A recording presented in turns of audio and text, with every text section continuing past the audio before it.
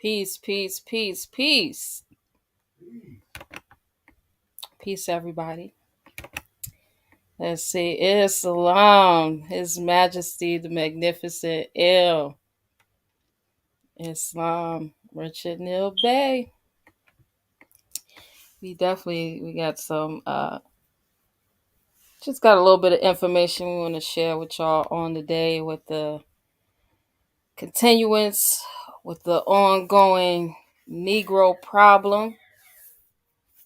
Right? The Negro problem is a ongoing problem that we've been dealing with for a real long time now, real long time.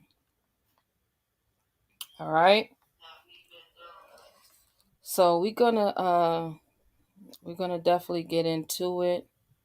First, I rise, giving all perfect praise to our Father God Allah, honors to His holy divine prophet, Prophet Noble Drew Ali. I give honors to each and every one of you who's coming out to participate, checking in on the live stream today. Honors to all of the subscribers. Right? Honors to each and every one of you. If you haven't subscribed yet, make sure that you hit the bell so you can always get notifications. Make sure you thumb up the video and make sure you share this video to all of your social media platforms. Peace and love, Brother Harrington Bay. Glad to see that your Floridians are all right. Let's definitely get into it. I'm gonna give honors to my ancestors, honors to my parents, and honors to my husband, Brother Richard Neal Bay. Definitely giving honors to each and every one of y'all who's coming through and participating on the day. I'm gonna put the link in the chat, so if anybody wants to come up, they could definitely join. They could join the platform if they want to come up. All right. And so we're going to get into some more of this Negro problem, because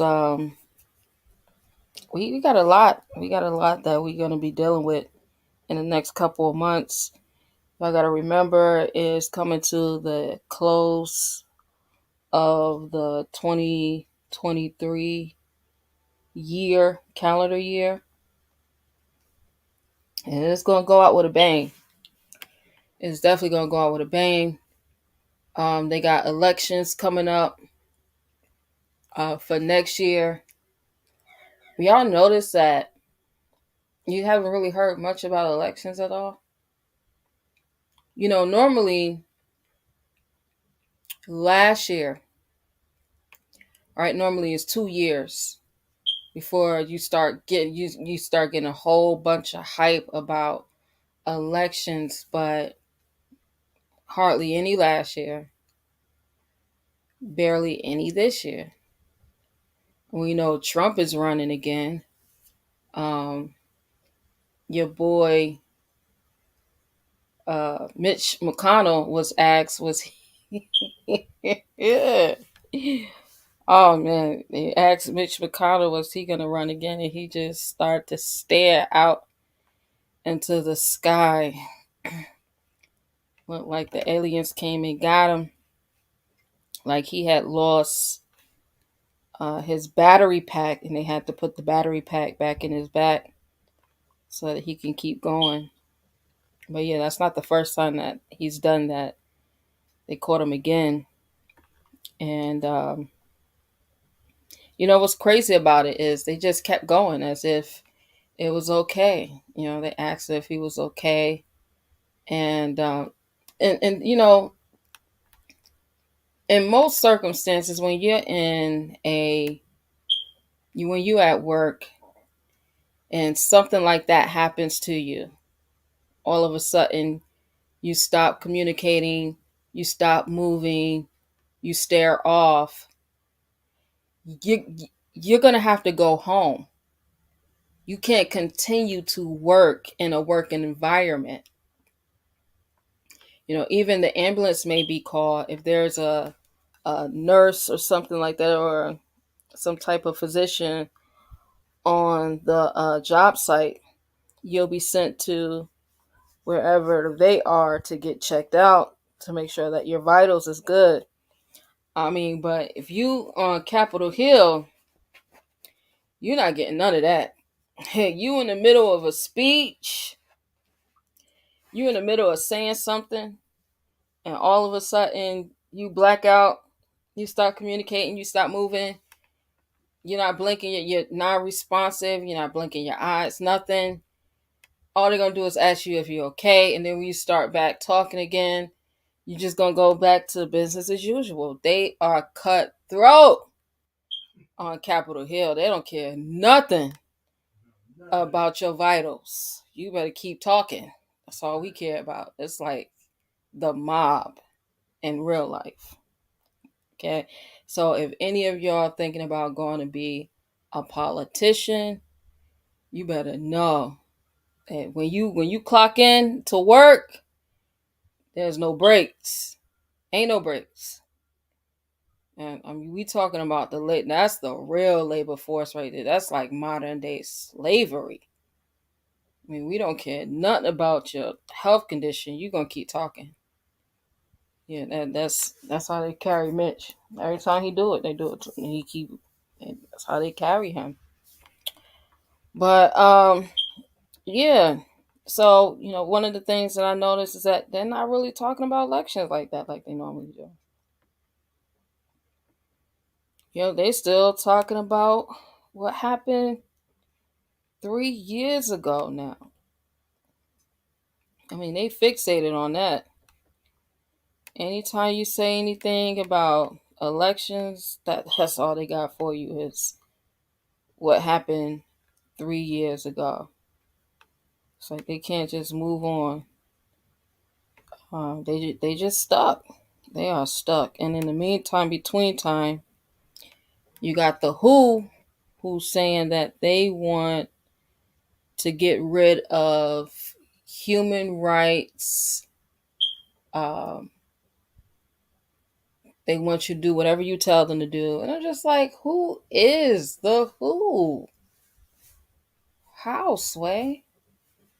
No human rights? No, like, and everybody keep talking about, that's another thing. Everybody keep talking about bricks. The only bricks that I know, the only bricks that I know is the Gucci Man all white bricks. All the other bricks, I don't know. I don't know. Not trying to know, because all these look like the same players. The same players who came over here and invaded us. That's what it looked like. It looked like the same players. And you got our people ready to run over there. Oh, I'm running over there. I'm going over there. Oh, I'm about to leave. Oh, please leave. Please leave. That means there's more land for us, the indigenous, the Americans, the Moorish Americans, us who actually are heirs of the land. We just get more land. Because you notice all of the BRICS nations, all of their citizens keep running here through Mexico. Have y'all noticed most of these what they call migrants? Y'all notice that if you look at the migrants that's in New York, the majority of them are grown, adult, healthy men. Healthy men, like almost like soldiers. You know, like when you're sending in a army of soldiers, you know, like y'all remember the story of the Trojan horse. Remember they sent the Trojan horse inside the city walls, and they didn't think anything of it. Y'all remember the Trojan horse? Took over the whole city. And if you look at New York right now, that's what those migrants look like. Now, when you look at Chicago, it's a whole bunch of families. They really look like they was running away, seeking asylum.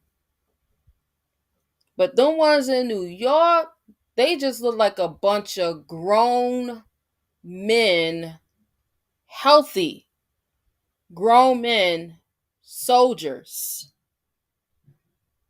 They don't look like they was running from their country seeking asylum. Yeah, so y'all watch out. All y'all that's in New York, y'all watch out, see what's going on in the next couple of weeks. They also had what else happened in New York? Just the other day, they flooded out the subway. They flooded out the subway just like yesterday morning. New York Times says water main break in Midtown Manhattan floods subway system. Service on the 1, the 2, and the 3 lines resumed with delays hours after a water main broke in Times Square, sending water pouring down into the tracks in snarling rush hour commutes for 300,000 people. Yeah, about to get these smart cities popping. Yeah, New York about to get their smart city popping. I think they're gonna be the first one to do it. If you ain't doing it anywhere, you got to do it in New York first, right? And it's the Empire State. Um, yeah, so y'all be on the lookout for these smart cities. Y'all be on the lookout for. They keep saying food shortages, but wouldn't it be a food shortage if you got 1 million plus new people that is normally not here eating food? Wouldn't that cause a food shortage? It ain't because the food ain't like we don't have the food. It's because you got all of these extra mouths to feed now. So yeah, that's the food shortage situation. So make sure y'all stock up. Uh make sure y'all make sure you stock up. We're coming upon the fall and the winter seasons. Have at least 90 to 6 months worth of food. 90 to 6 months worth of food.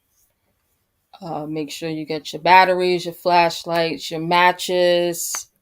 They're talking about taking out communication.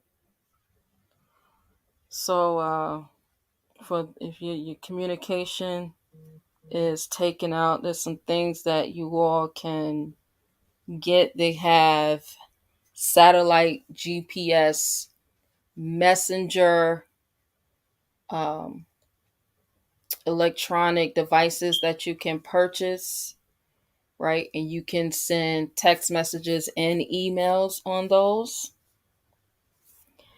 They also have, uh, let's see what else. EMP shields. Um, EMP shield is to protect the home. It's a defense to protect the home. If they hit the house with a electrical surge, it won't take out your Wi-Fi, won't take out your electricity. If you don't already have a generator, I implore each and every one of you all to get a generator and have the generator ready. Get your gas cans, have your gas cans put up. Florida, I really believe Florida was going to be much worse than it was initially until they had to come out in the public and tell everyone that they put diesel fuel and mixed it up with the regular fuel, which is so hard to do. It was planned. And when the shout out to the residents in Florida, when y'all found that out, y'all was immediately on the phone calling the representatives, letting them know if we can't move, y'all better have buses, planes, trains, automobiles ready for us to get out of here. Because if y'all don't have anything prepared for us to be able to get out of Florida, then we're going to be suing y'all the representatives, and this has happened on your watch. It's not going to be another Katrina. We're not doing that. All right? So shout out to you Floridians who held it down. I saw a lot of videos on TikTok. Looked like y'all had a lot of fun down there. Um, and it wasn't what they had initially expected to be. And I believe a lot of that had to do with that quote unquote diesel fuel, regular gas fuel mix up. that was done on purpose. So shout out to y'all for making sure that y'all stayed safe. Peace, Karen McLean. Peace. Thank you for showing up. If you haven't already, make sure you like, subscribe, and share. Share the video. What else they got going on? Other than that, it hasn't been too much going on. We know that Trump got booked by Fannie, and Fannie is gonna get booked too. I have seen something where Georgia's, I think it was Georgia Attorney General.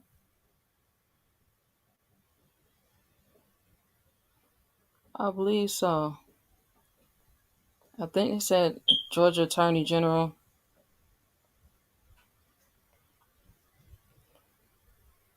filed a lawsuit against Fannie.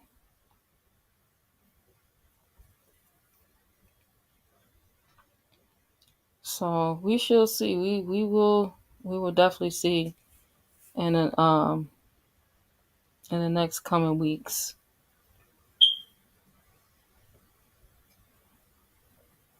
Yeah, I think she got indicted. Anybody know she got if she got indicted? No. When? I think they were saying that they had drew up I think they drew some papers up for her indictment. I believe the state. I don't know if it's the attorney general of the state, but yeah, it is not looking good for. It wasn't gonna look good for her anyway. See, what she should have done was she should have told them go play with somebody else. Cause I'm not the one. Go play with somebody else. Cause I'm not the one. Like we gotta understand when we actually being set up. This was set. You were set up, ma'am. You gotta know you were set up, right? Cause nobody else in their right mind was doing this in the state of Georgia. Nobody else in their right mind was doing this. You're not getting no. It's gonna be so hard for her in the next couple years. They literally are gonna tear her apart. Watch what I say. Y'all remember that y'all heard it here. Y'all heard it here first. They're gonna be picking at all of her private life for the next coming years. It's not gonna be all at once. So it's gonna be one thing. She's gonna think she defeated it and she got over it, and then it's gonna boom. It's gonna be another. It's gonna be like a domino effect. Like a domino effect. And everybody keeps saying pray for her. What is she doing her job though? What is you praying for her for? She doing her job. Y'all ain't say pray for her when she went ahead and she got Young Thug and all his crew locked up. Nobody was going around on the internet talking about pray for her. But now all of a sudden, y'all want to have prayer chains, an intercession prayer for her. But y'all didn't say pray for her when she did what she did. And shout out to Trump. I'm telling you, shout out to Trump. Because Trump said, if I got bonded out, why is Young Thug still in there? Why has he been denied? It just don't make logical sense. When I said that was a Trump card move, that was a Trump card move. Why is he in there? Trump got to go. Trump went. He posted bond. He was immediately let go. That's right. Young Thug been sitting there since last year. He still don't have no bond. And the case is a case of nothingness. You using rap lyrics. Using rap lyrics. You're literally utilizing fiction, hearsay, fiction. There is no way for you to determine that anything in those lyrics is not art. No way. But that's what you're basing your evidence off of. Yeah, now they said Young Thug before they pulled up, they said Young Thug, was in the back doing some type of voodoo ceremony. And they came in right during the time that he was doing the ceremony, and he said, "Man, this stuff don't work. I don't know, Young Thug. Starting to look like it might have worked for you." Because Trump came in and said, "Hold on. This is illegal, Fanny. You've been holding this young man without a bond for over a year now. Why? Why, Fanny?" They are literally using everything. They throwing the book, the desk, the chairs, the blackboard, the erasers, the chalk, the textbook, everything, the paper, the pencil sharpeners. They throwing everything at Fanny. And she gonna get this work. She should have left that one right there. She should have left that alone. And I know there was multiple colleagues, friends, and loved ones who really care about her and told her to leave it alone. But this, what you see what's going on with Fanny is the prime example of what is wrong with the Asiatic woman in North America today. We have let these job positions cloud our actual common sense. It's like we lost our common sense. And it's strictly about, well, the rules say this, so you got to do this and you got to do that. It's like we forgot about, okay, yeah, the rules might say that, but that don't make no common sense. So I ain't necessarily about to, break the rules, but I ain't gonna necessarily follow them like that. Not like that. It's like we forgot who we are. We are so invested into this fake system when this fake system ain't did nothing but subjugate us time after time after time after time again. We rather be a part and be so invested into the system that we don't even want to be our own government. But everybody else got their own government. I mean, everybody. Y'all know the Chinese had a makeshift consulate in New York that they had to go shut it down. They was giving them passports. They was in there giving them, they needed food, clothing. They was giving them jobs, visas, any and everything they was doing. They had a makeshift consulate in the city.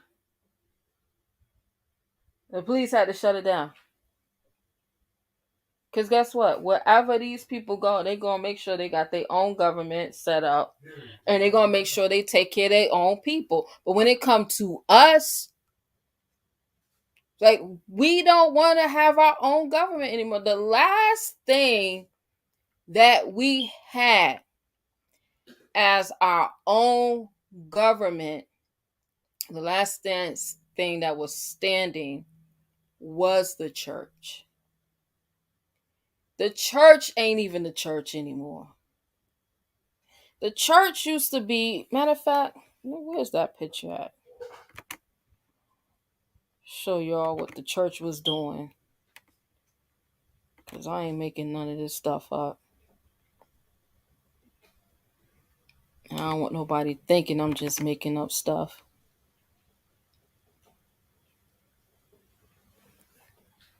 Because I ain't.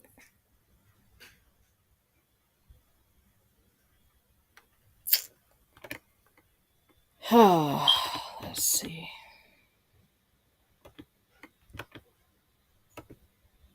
Because the church used to be churching.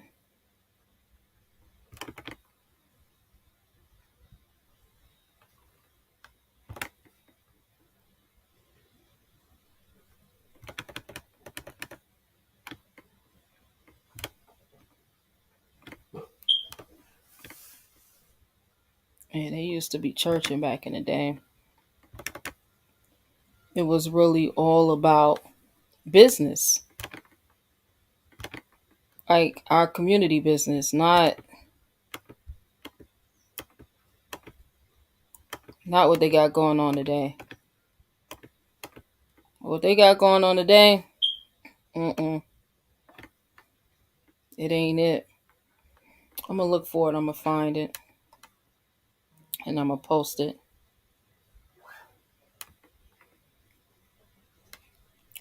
Peace, Brother Vance. Thank you for coming on and joining. I'm gonna definitely find it. And I'm going to bring it. They're going to give a breakdown of how our community was set up and what we had going on back in the day. And that was really like the last leg that we had as us governing ourselves. Now, because so many of us want to be a part of this system so bad, we have adopted and enumerated ourselves into it when we're not to be enumerated and we're not to be taxed. But we want to be taxed so bad. We want to be enumerated so bad that it's hard for you to be able to even say to many of us, like, we ain't supposed to be a part of that system. We supposed to be running our own. What are we doing? That's right. As soon as you say that, our own people look at us like we crazy. There's something wrong with you. Y'all crazy. Y'all Moorish. Y'all ain't, no, you supposed to be following. No. Just like everybody else. Man, where do you think they got it from? They learned it from us. They all got their own system. We used to run the numbers game. Jeez. That's our math that we created. Everybody else jumped on it. We don't even run the numbers game anymore. I'm a 80s baby. I remember growing up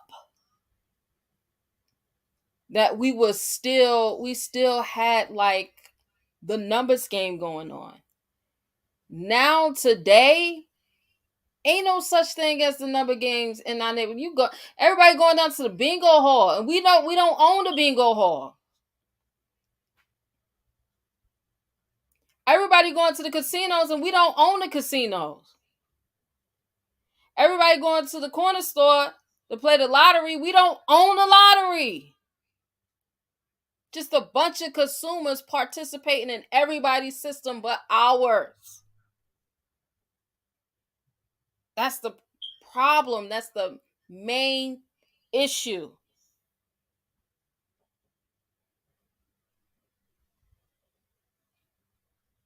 We all want to be a part of this failing system that does us no good.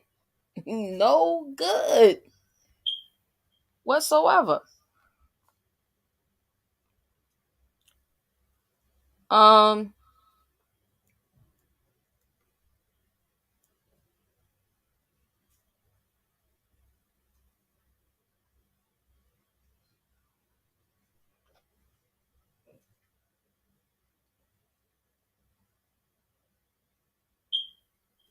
let's see. Let's get into the Holy Koran of the Moorish Temple of America, divinely prepared by the noble prophet U.S.A,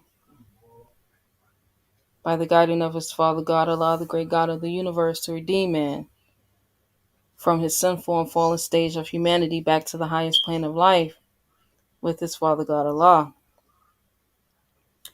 And I want to go,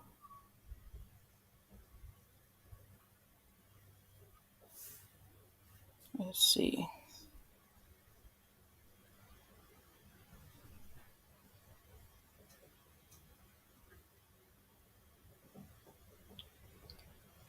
We want to go to chapter 46.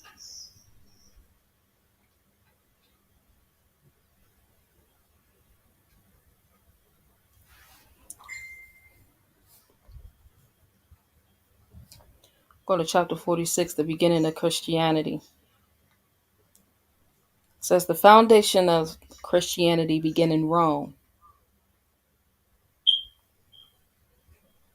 So I know, like, a lot of times you'll hear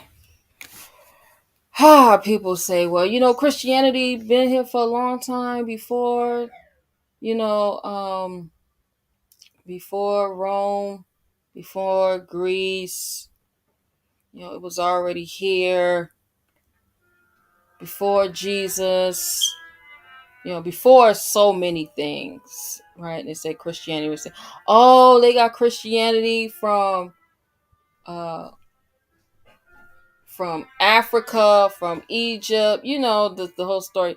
It's literally says that the foundation of Christianity began in Rome. It didn't begin in Egypt. It began in Rome. Shout out to Sister Johnsonelle, Islam. It says the Roman nations founded the first church of whom crucified Jesus of Nazareth for seeking to redeem his people from under the Roman yoke and law. And that's what we are. We're dealing with still being under the Roman yoke and law.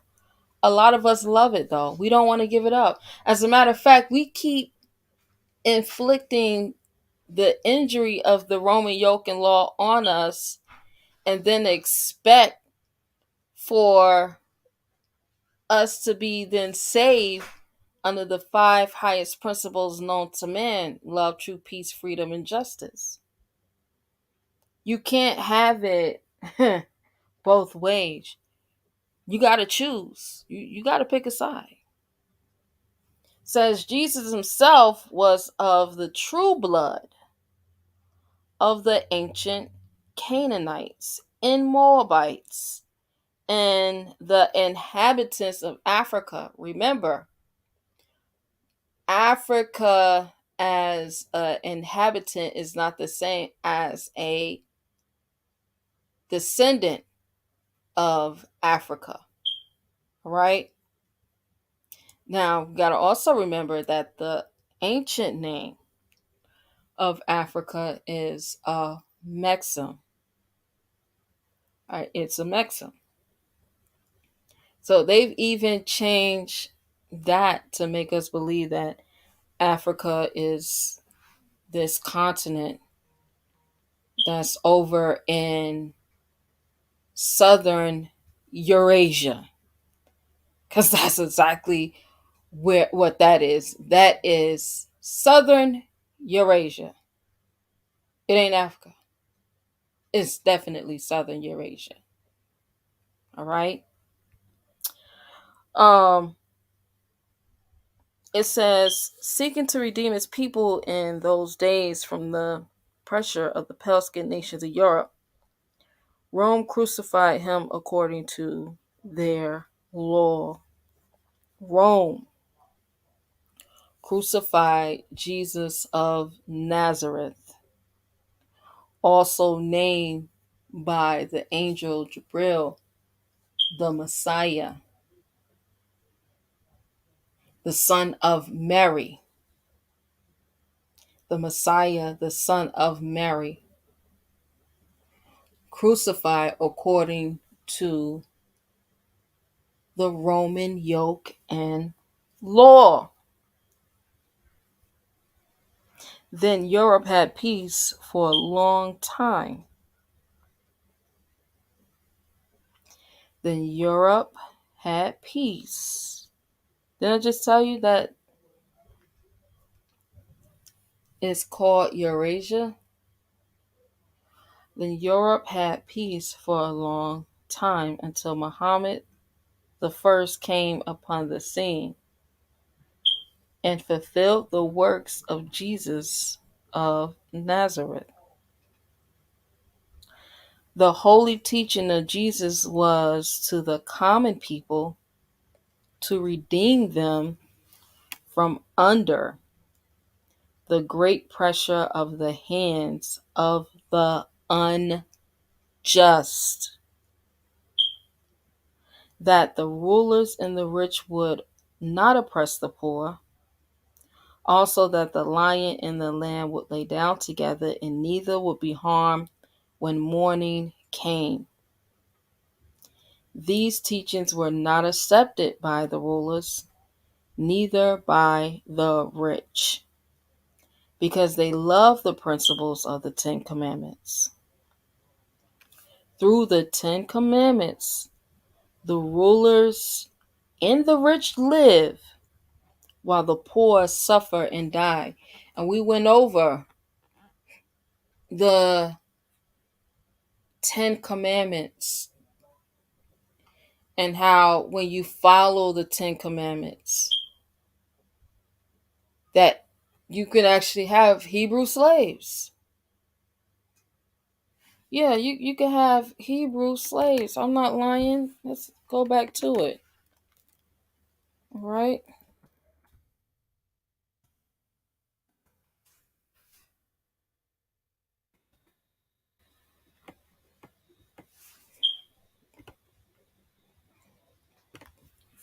All right, so I'm going to share my screen with y'all so y'all can see.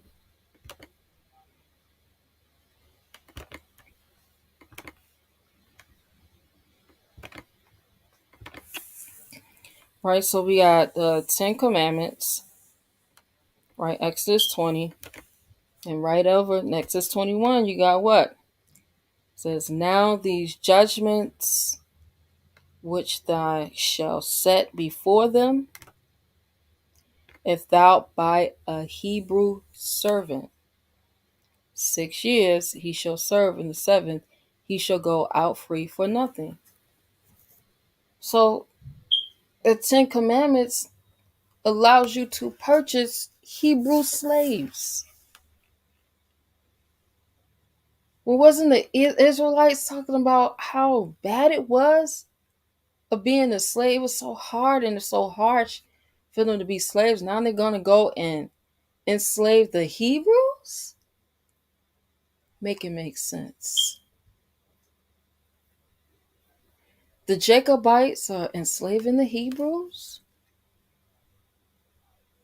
Okay.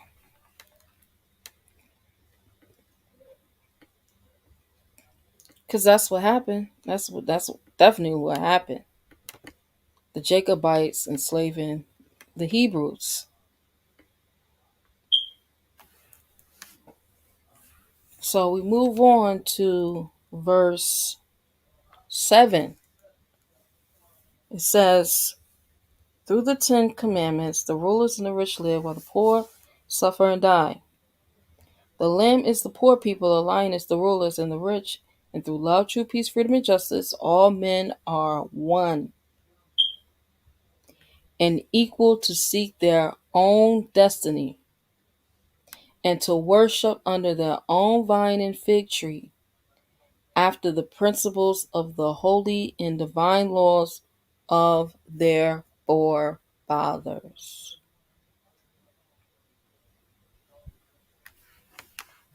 Mm, mm, mm.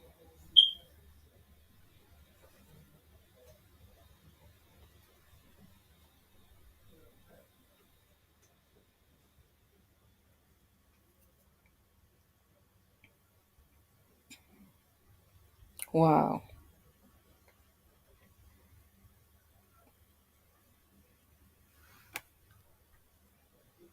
It said that all men are one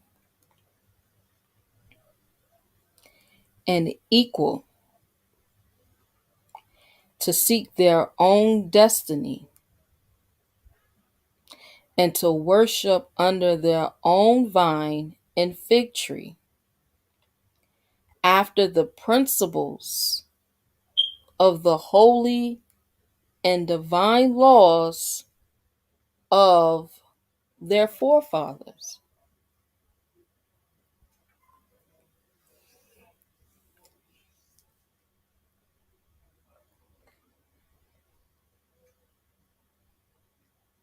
Now, a lot of times, Moors will be arguing.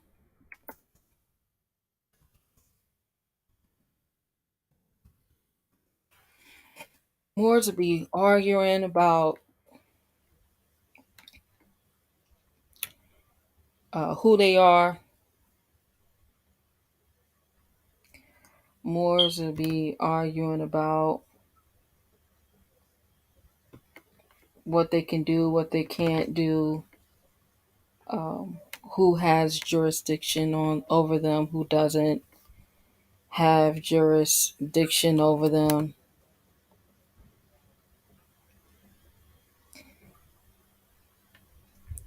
Moors will be arguing about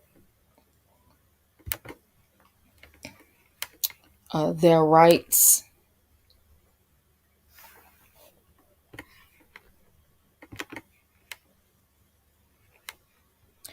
And with those rights, they'll argue claiming that their rights are being violated. I don't know. I think we've been programmed to automatically go into litigation. And what I mean by that is a lot of times Moors are in court just arguing because we've been programmed to do that. The argument, the verbal back and forth, the batter, back and forth, litigating. And that's where we get stuck at litigation. But a lot of Moors don't submit their Holy Koran to the Moorish Temple of America in their exhibits. I don't know why. A lot of Moors don't even mention that they are Moorish Americans and that they're member citizens of the Moorish Temple of America. They don't provide a copy of the nationality identification card on the record, their membership acceptance letter on the record, document number 10105905 on the record, which is a ancient affidavit. It's never been rebutted. None of this. A lot of times I don't see Moors do any of this. But Moors telling you all the time, I'm a Moor. I'm sovereign. I'm not a sovereign citizen, but I'm a Moor and I'm sovereign, and this is my land and you can't tell me what to do on my land. You can't show me you can't lock me up on my land, and I'm free and I'm sovereign. They're saying all of these things, but still no evidence of who we are. Now, if if we was to use, I remember I had a lawsuit, and in the lawsuit I signed on my autograph, or whatever you want to call it. On it said, in the name of Allah. And so the judge asked me, why does it have Allah in it? Like, he was just, what is this? Why does it have Allah? I said, that's my prayer. Why does it have Allah in it? Because I'm nothing without Allah. I do all things in the name of Allah. That's my life. It's submitted and committed to please Allah. And automatically, when I tell you, that judge gave me everything that I asked for. And I want y'all to understand that this is a seasoned attorney who's been an attorney in the state of Illinois since the 70s. He's one of the 10-year attorneys for the university and could not beat me. Could not beat me. Because I stay in the bounds of what I know to be true. And that is making sure that I put in that record, on the record, that I'm a Moorish American Muslim, that I'm a member of Moorish Science Temple of America, and I adhere to the great universal God Allah, the great governor of the world. Period.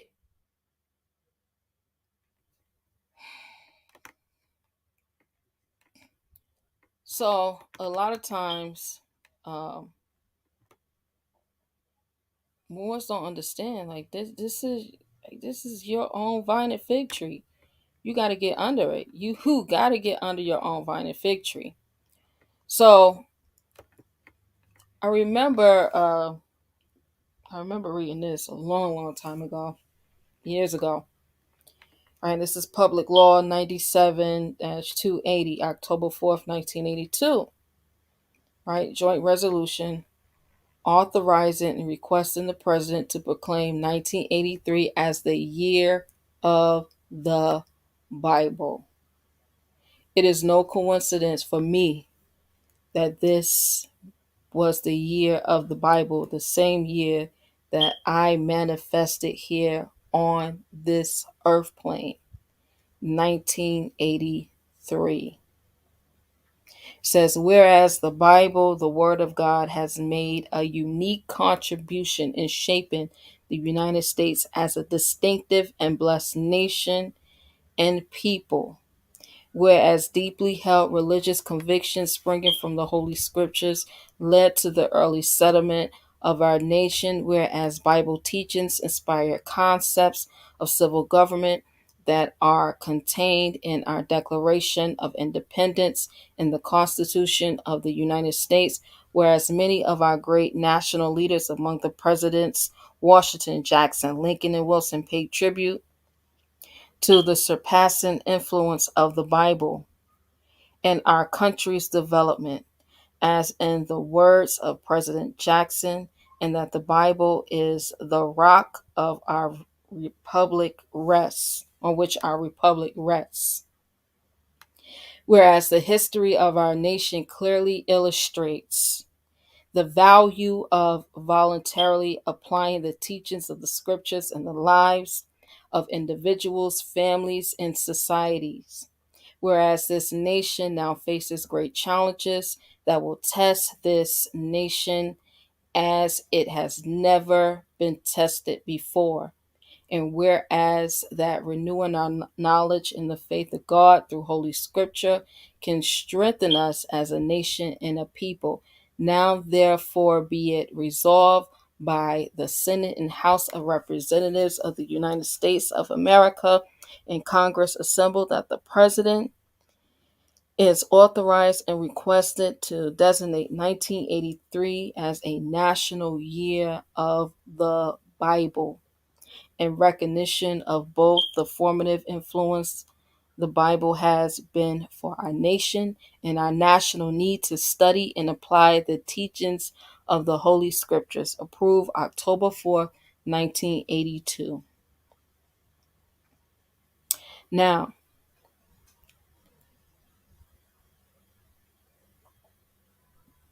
did y'all know that the Koran is known as the American Bible?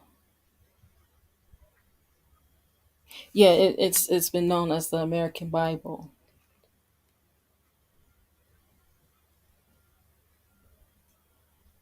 So you know that you can use your Quran as the laws that you abide by. See, as a private citizen, you know how to actually use the laws and apply them to you in your home.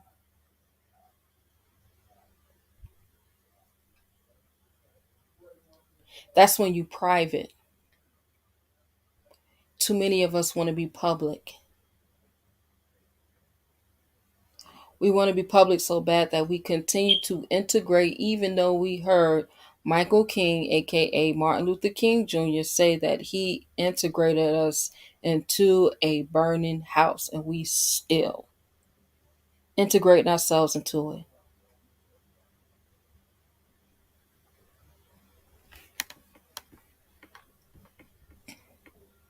Moors, y'all better start using your Quran, your American Bibles, because it's your saving grace. It is your saving grace. Shout out to our brother A. Griffinil, aka His Majesty the Magnificent L. Islam, Dr. Kyer Ill.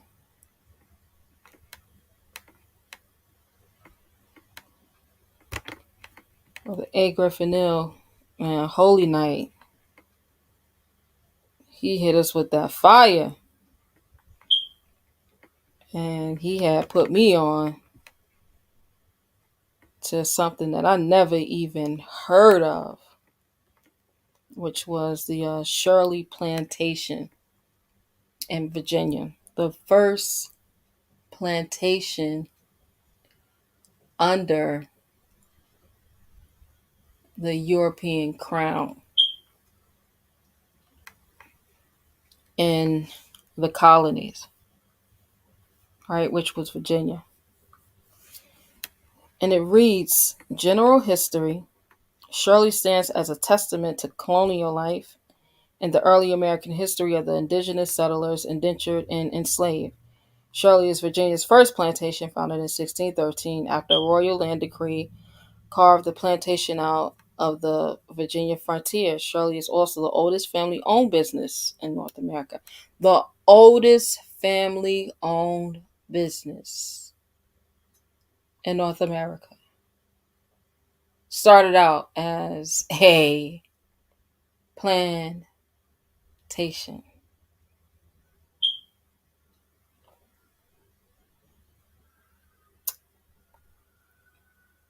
Started out as a plantation.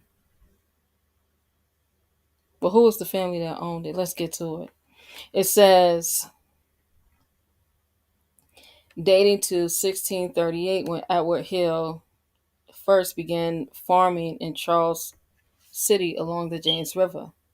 Construction of the present manor house began circa 1723 when Elizabeth Hill married John Carter. I'm pretty sure John Carter is related to Mr. Carter. Both of them. The one from Brooklyn and the one from New Orleans. Says the eldest son of Robert King Carter. Completed in 1738, the Great House is largely in its original state, and the 11th and 12th generations of the Hill Carter family are the current stewards of the property. Shirley is managed by a 501c3 nonprofit organization dedicated to preserving and sharing this important piece of American history. History of the indigenous. Native Americans resided on the property now known as Shirley before the English arrived. The Algonquian-speaking Wyandot tribe was already farming the land.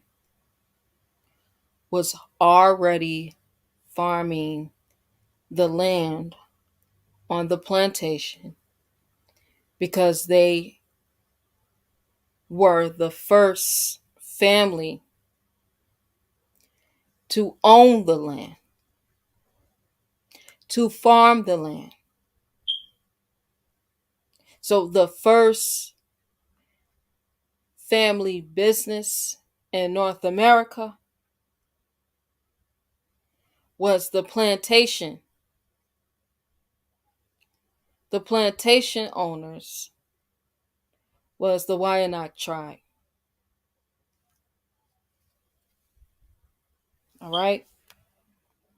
See, it didn't start with the Carter Hills or the Hill Carters. It says right here, Native Americans resided on the property now known as Shirley before the English arrived. The Algonquian-speaking Wyandot tribe was already farming the land. And remember that Algonquian is a part of the Afro-Asiatic languages. The Afro-Asiatic languages, right? When we look at some of the old script, we find Hebrew, right? We find Semitic. We find Moabite. And we are the descendants of the ancient Moabites. So our language, the Moabite language, the Hebrew language, are a part of the Afro-Asiatic languages. And Algonquian is also a part of that language sequence. See, they can lie, they can put a lot of they can put a lot of preservatives and additives into our history, but when it comes to things like the language, when it comes to the geography, when it comes to the foods, when it comes to the resources, it's hard to lie about where they originated from. See, it's so easy to create letters, make the letters look real old, and then throw them up on the nationalarchives.org website and say, yeah, these are stories of slaves. It's easy to show a bunch of pictures of us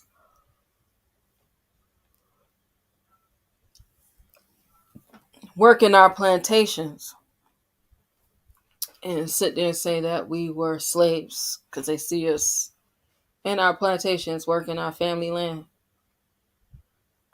All right, it's just easy to put a bunch of lies and conjecture on who we are, who we were.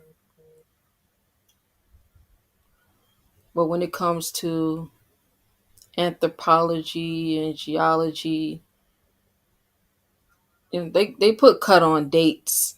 When we're talking about origination, where it originate from, and so on and so forth. When we start looking at that, that's hard to do. That's really, really hard to do. So they can say that the oldest family-owned business is the Shirley Plantation and make you believe that it was the Hill Carters that actually started this family-owned business. But then a little further down, you then find out that it was the American Indians or the Moors, right, who actually owned the plantation, and they originated with having the first family-owned business, which is the Agrarian Society, because all societies start off as an agrarian society. So the Agrarian Society as a whole is the first family-owned business in North America, in South America, in Central America. It's the Agrarian Society is always the first family-owned business in any society. You got to be able to feed yourself to be able to sustain yourself. It further reads, but as Europeans begin to make their way up the James River, the tribe fled to escape the intrusion of the British colonists. They know they capping on that. They know they capping on that.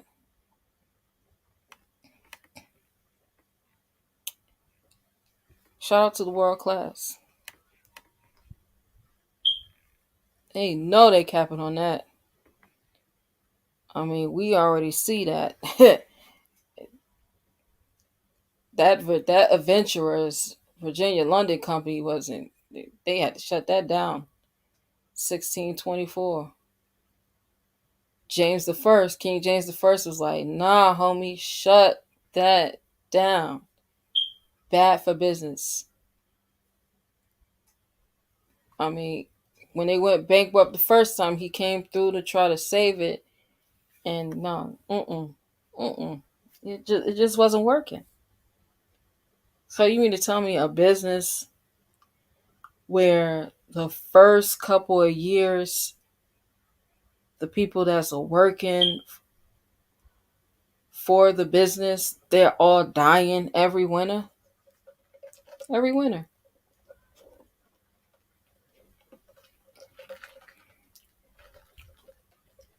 They keep dying so much that they're actually starting to owe the crown money. because they're not producing enough.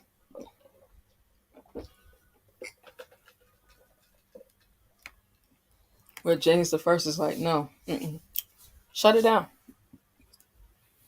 We're not gonna have this. Not on my watch. Not under my name. No, we're not gonna do this. It's a wrap. So it says, yeah, we running. It wasn't even a whole bunch of them that came. Well, why would we running? They were scared to get off them boats. It says history of the indentured. The earliest record of indentured servants at West of Shirley 100 dates to 1616, when John Rope documented that Captain Isaac Madison commanded 25 indentured and white men in planting and curing tobacco. Indentured servitude continued at Shirley through the early 1700s, when the slave became the primary labor force.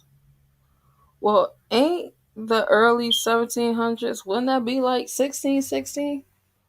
See how they double talk? They gonna always double talk. They gonna put some truth in it. But always keep your eyes open, because they're going to throw their cap in it at the same time. Because they never want us to wake up to know who we are. They're going to always put us in the light of being inferior. It says history of the enslaved. The earliest record of an African, here they go. Why is the enslaved Africans? Make it make sense. The earliest record of an African surely came from a 1622 census. The earliest Africans in Virginia were usually considered indentured servants, often for life, until 1661, when Virginia passed its first law allowing any free person the right to own slaves. But hold on. If I'm a life servant, that means I'm a slave for life. How then can I own slaves myself? Make it make sense. William Ellison, right? He was one of the ones who was a slave. So they say he was a slave, and he was able to buy him and his family's freedom, and then he went on to have his own plantation. Matter of fact, his slave owner gave him acres for his plantation, and then he had slaves himself. None of it makes sense, y'all, according to the story that was told to us, the story that they wrote in the textbooks in school.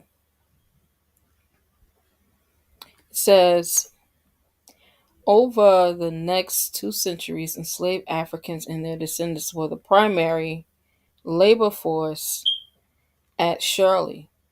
There is little documentation about the enslaved prior to 1860, and there are no known first-hand accounts from the enslaved themselves. When slavery was abolished in 1865, the former slaves remaining at Shirley became wage laborers. It says there is little documentation about the enslaved prior to 1860. And there were and are no known first-hand accounts. That means primary sources from the enslaved themselves. Why? Because it's a lie. Why is it little? Because it's a lie. It's a lie. We go to slave trade.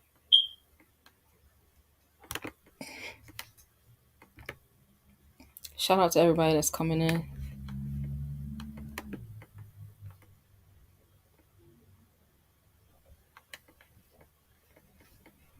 Anybody want to come on the panel? I'll put the link in the chat again for y'all.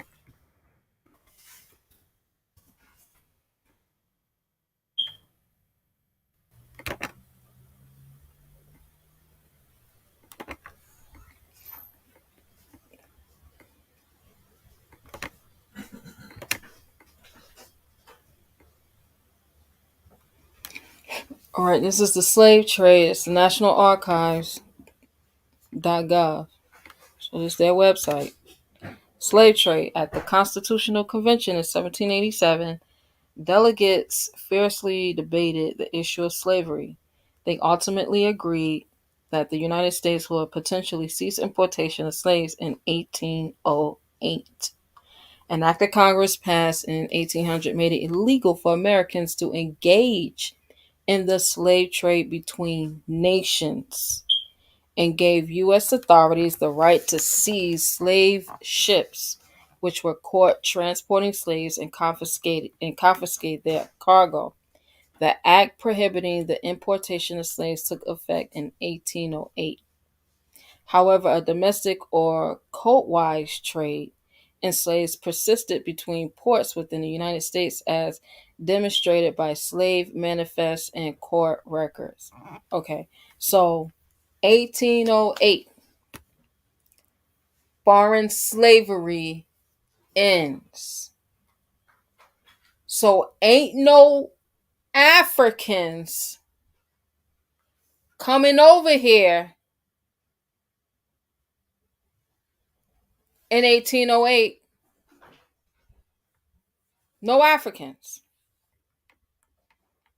None whatsoever.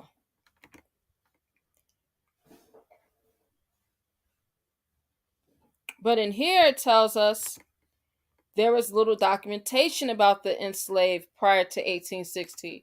So who are these enslaved after 1816 that they talking about?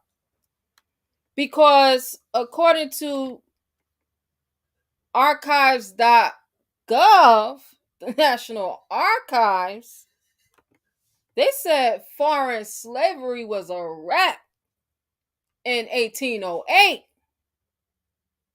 However, intra-American slavery was still going on. I'm going to say it again. Intra-American slavery was still going on, because that has always been the very first slavery. Intra-American slavery. All right?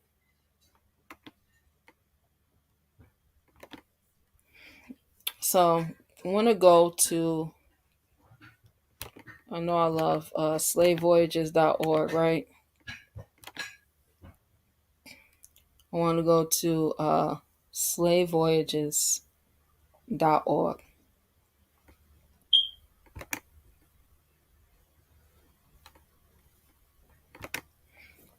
So here's slavevoyages.org. It is a database by the University of Rice University.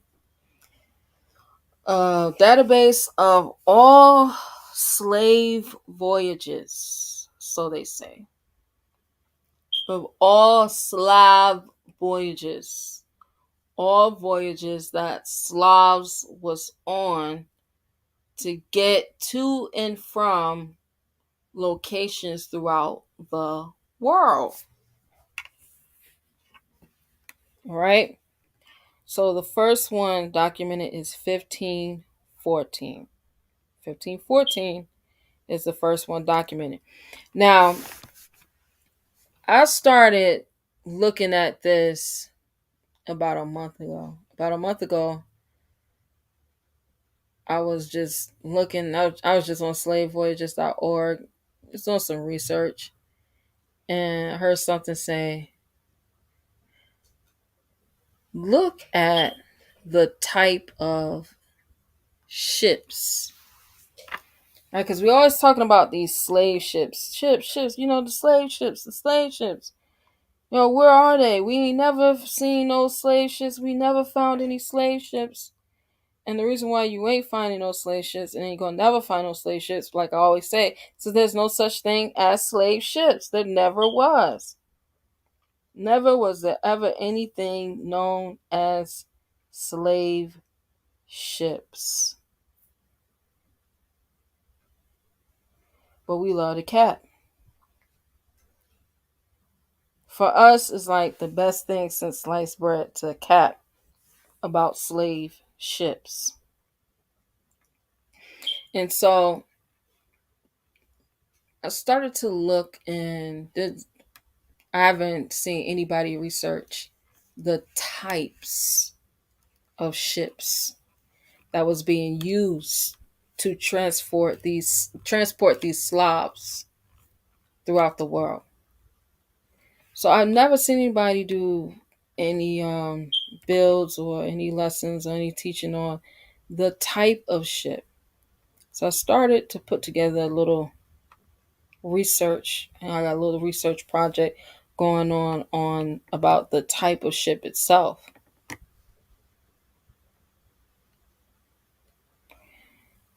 And in 1514, it didn't give us the type. Let's see what 1516 is saying. This is all the Congo River. We still don't have the type, right? It says rig or type of vessel. 1519. Oh, we got the type.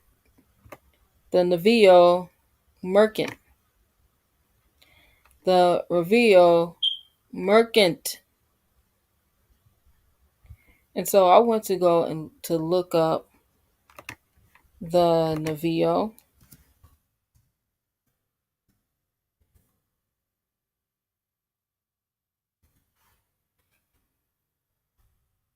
Right, and I found that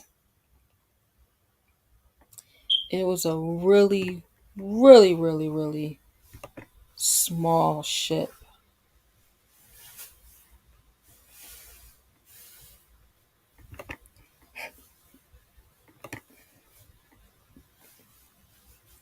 Not only was it a small ship, but when I translated, because Navio Merchant is Portuguese, but when I translated it, it was a merchant ship.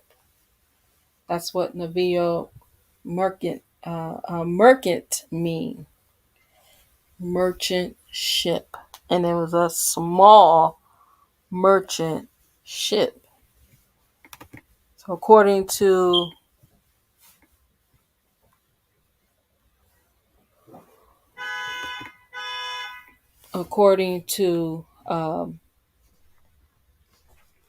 slavevoyages.org,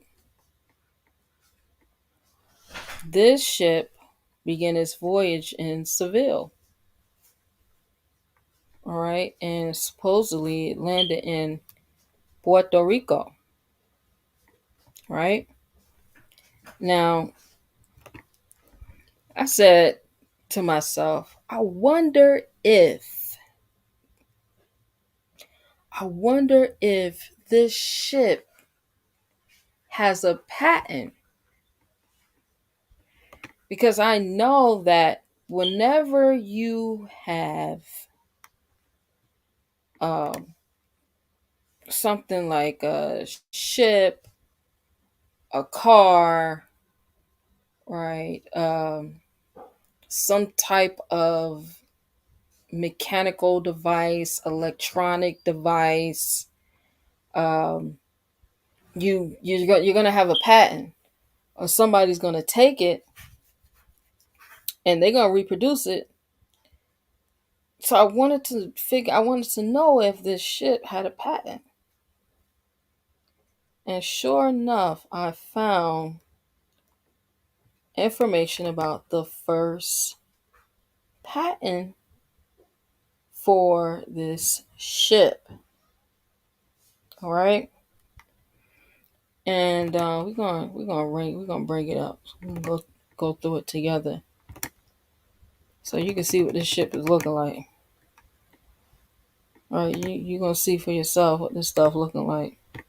The more and more that we get into unveiling what these people then taught us, the more and more you start to see these wasn't even intelligent lies, right?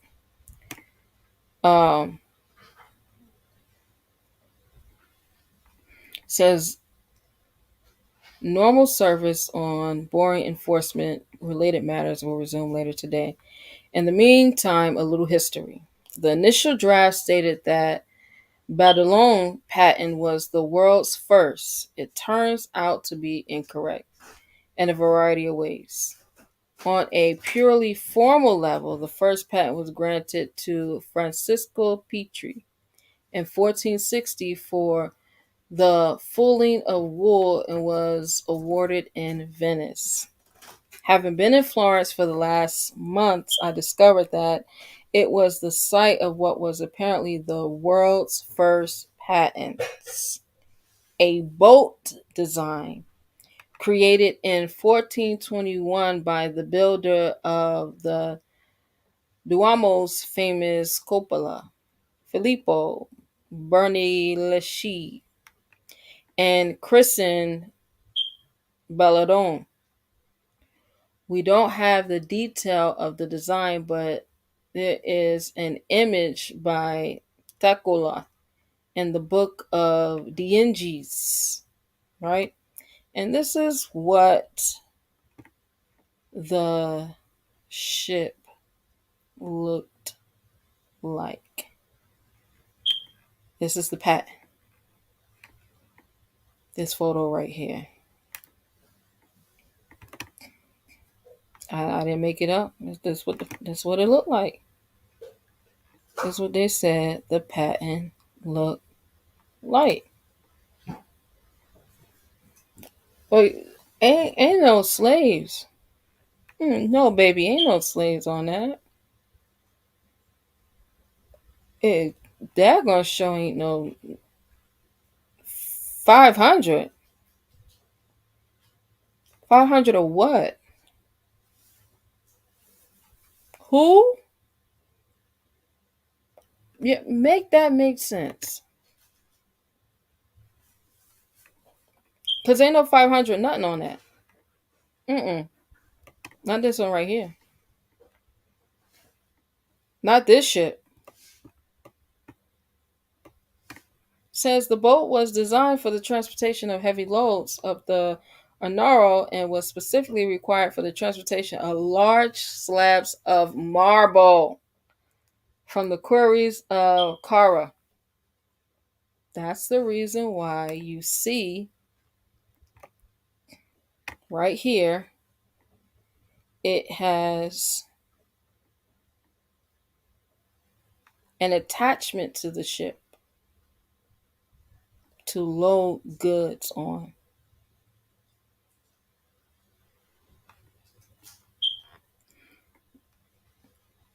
Yeah, so that was the first ship with this patent.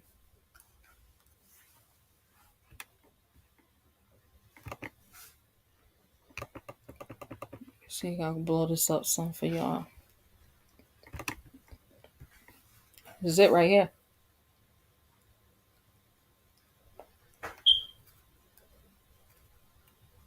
They said that this is the first patent for the first ship.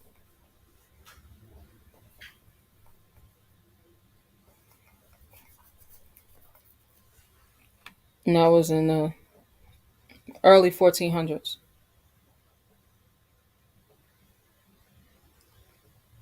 Islam. And so I said, well, let me go in and start looking at more of the ship manifest. So I went to look for more types of ships. And I found a lot. I found just about every type of ship there ever was. The ones they was using in the 1500s, right? The Galileo. There's another one.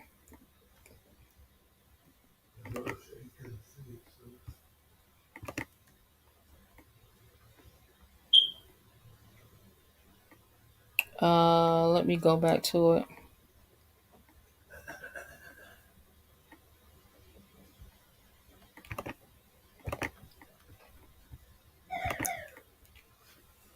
Can y'all see it? Let me know if y'all can see it. Put sevens in the chat.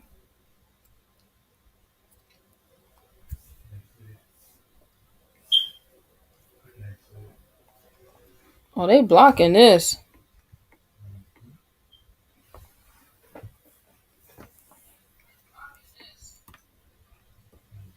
Let me save it.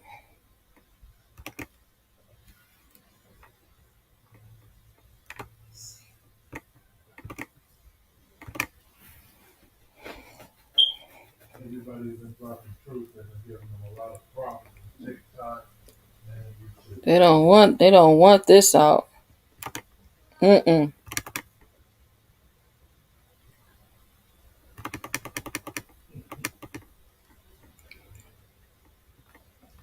No, they don't want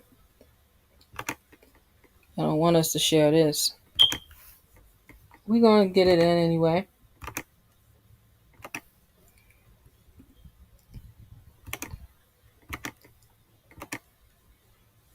All right. Y'all go ahead and put some fire emojis in the chat. Let me know if y'all see it.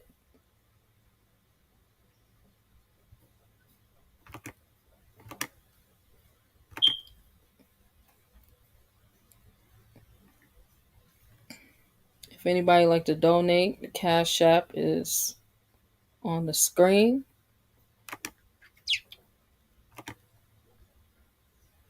the only thing coming up is joke. Face, move without motion.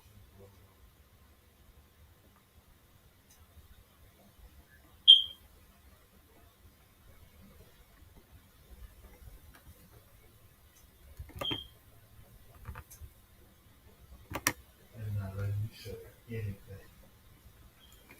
You sharing it, we can't see it.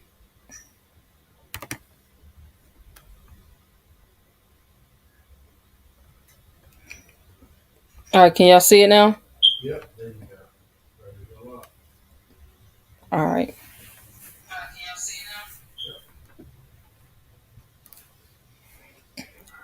So this is the patent of the ship.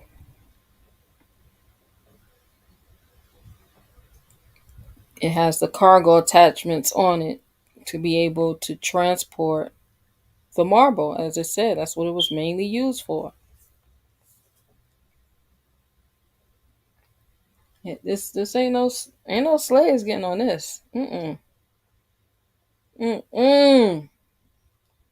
It's a cargo ship, merchant ship. Ain't no slave ship. Those people then lost their minds. Let's go back to it. See how many slaves they said came up off of that. It didn't even say no. It didn't even say any slaves. But then they got this on slavevoyages.org. You see how deceptive this is? Why would you have it on slaves.org when there's no slaves listed on it? Yo, what? Let me show y'all.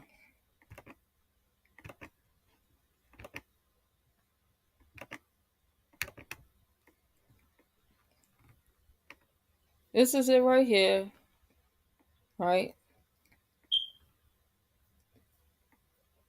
The Cantalina leaving Seville, going to Puerto Rico, 1519.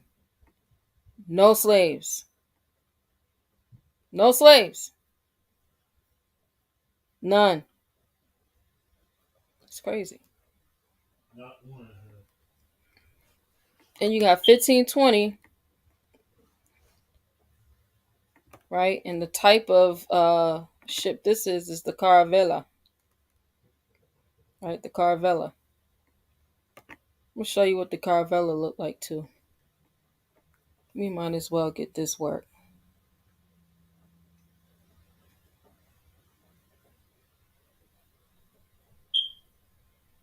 We're gonna get this work.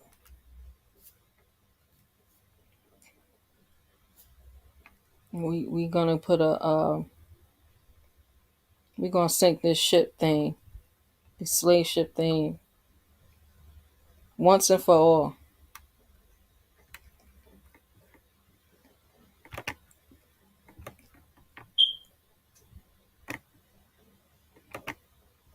All right. We also got let me go up to I want to go to the 1600s. 1600s. We had, let's see.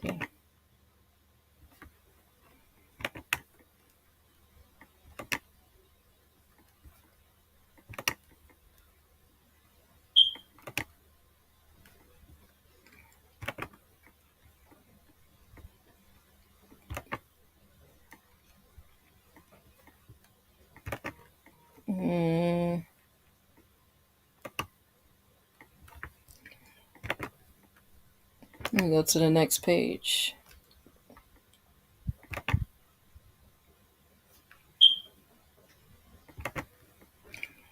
A lot of these, they don't have the ship type.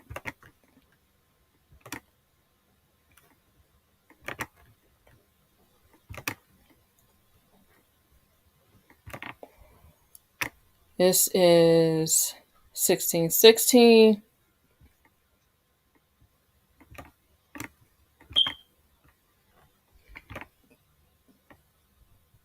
Said it got it from the Portuguese Guinea.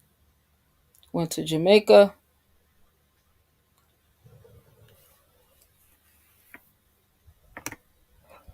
Says total embark 350. Total disembark 280. Captives arrive at first port 108.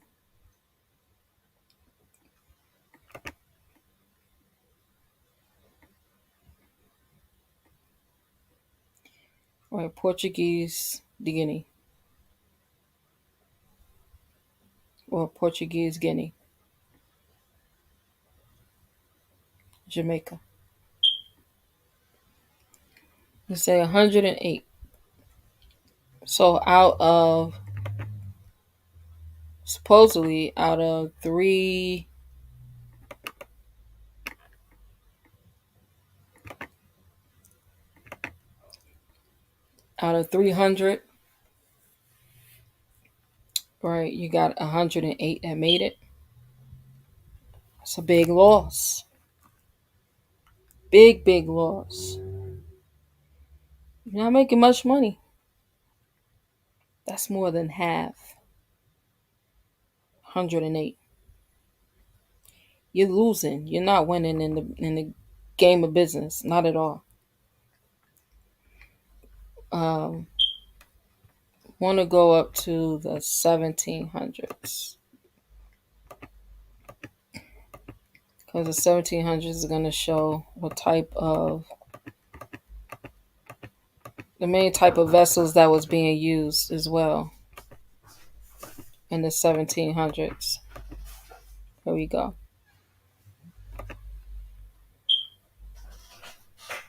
We got the frigate. The frigate is the type of ship that was being used. 1702.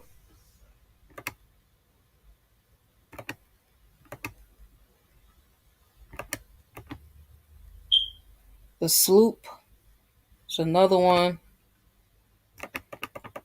We'll go to the mid 1700s.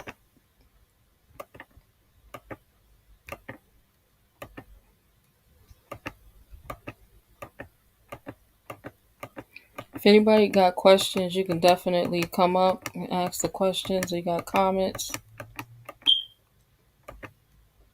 Let's see, mid 1700s. A lot of these you're going to see on here is going to say ship. That's it, and that's all for the type.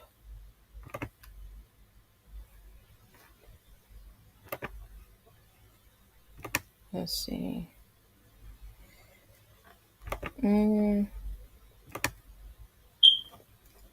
When I go through and I show you all what these ships actually look like, how much weight it could hold, um, you're gonna be mad.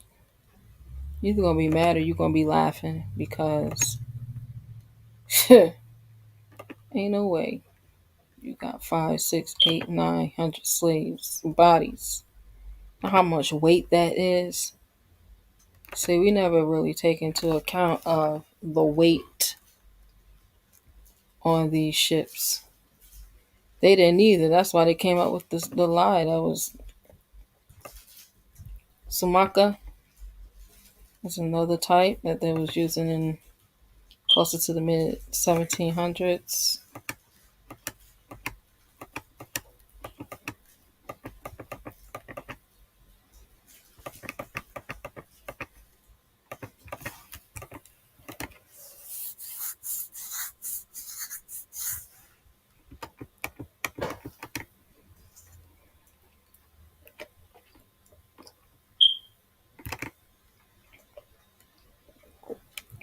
Right. His Majesty the Magnificent L. Deception. Deception. At its finest. Our people still being deceived because they didn't, and they hook, line, and sinker into these ships. You try to wake them up and tell them, "Nah, fam, that wasn't us. We didn't come on those ships. Not us."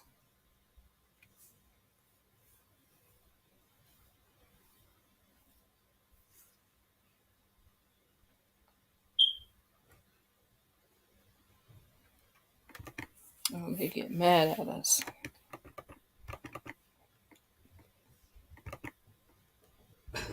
They tell us that we hate ourselves. Ain't no way we can be Americans. We Africans. We lost our African mind. All types of just verbal abuses and assaults.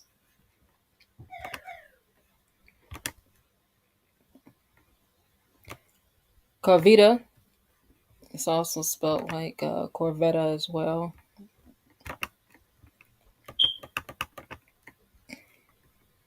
Let's see. Balandra. It's another one. 1700s, getting close to the 1800s.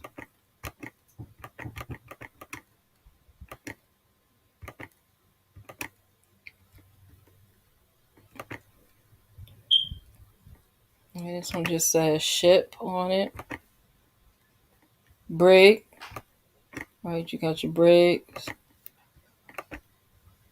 It definitely is it's one that started to be used in the late 1700s, early 1800s. Your brigs.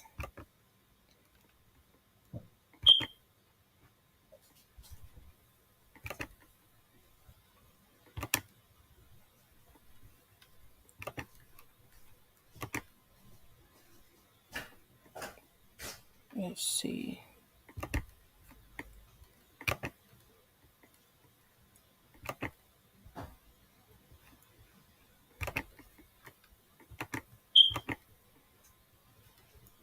I'm also working to put this in like my own little database that I'll be able to share with y'all. So you don't have to do as much legwork to go through them and look through them.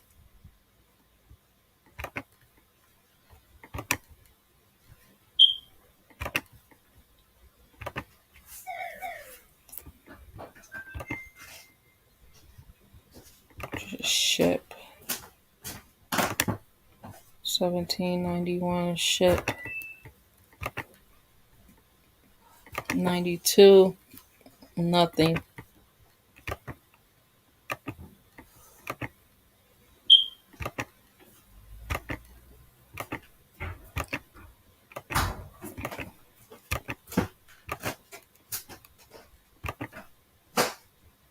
Just ship.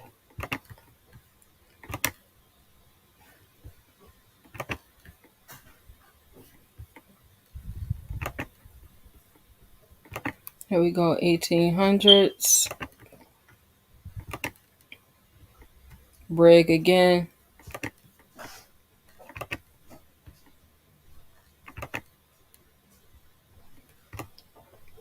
Bergendem.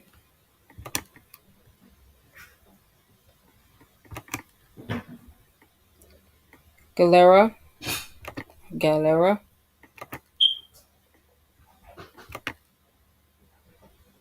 Bergendem again. That was a common one in the 1800s. When it says BRIK, that's really Brig as well. So it's not a different one. It's just spelled differently.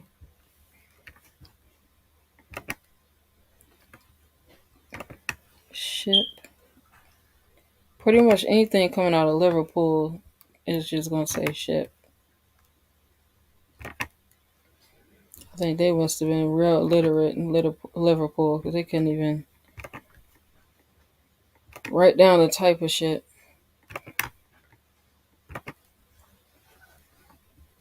Galera. Gavita.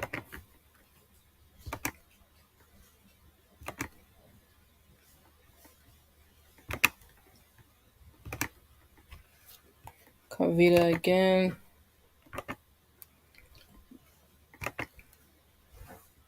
The Snow. Snow is another one. Oh, we getting to it. The Schooner. The Schooner is a major one in the 1800s, right? So let's go to Britannica.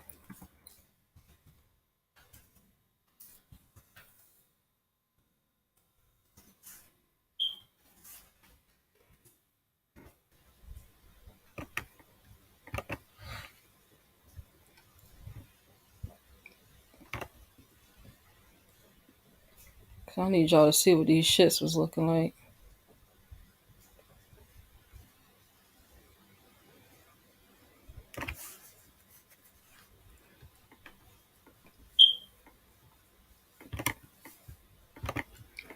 So this is Britannica.com.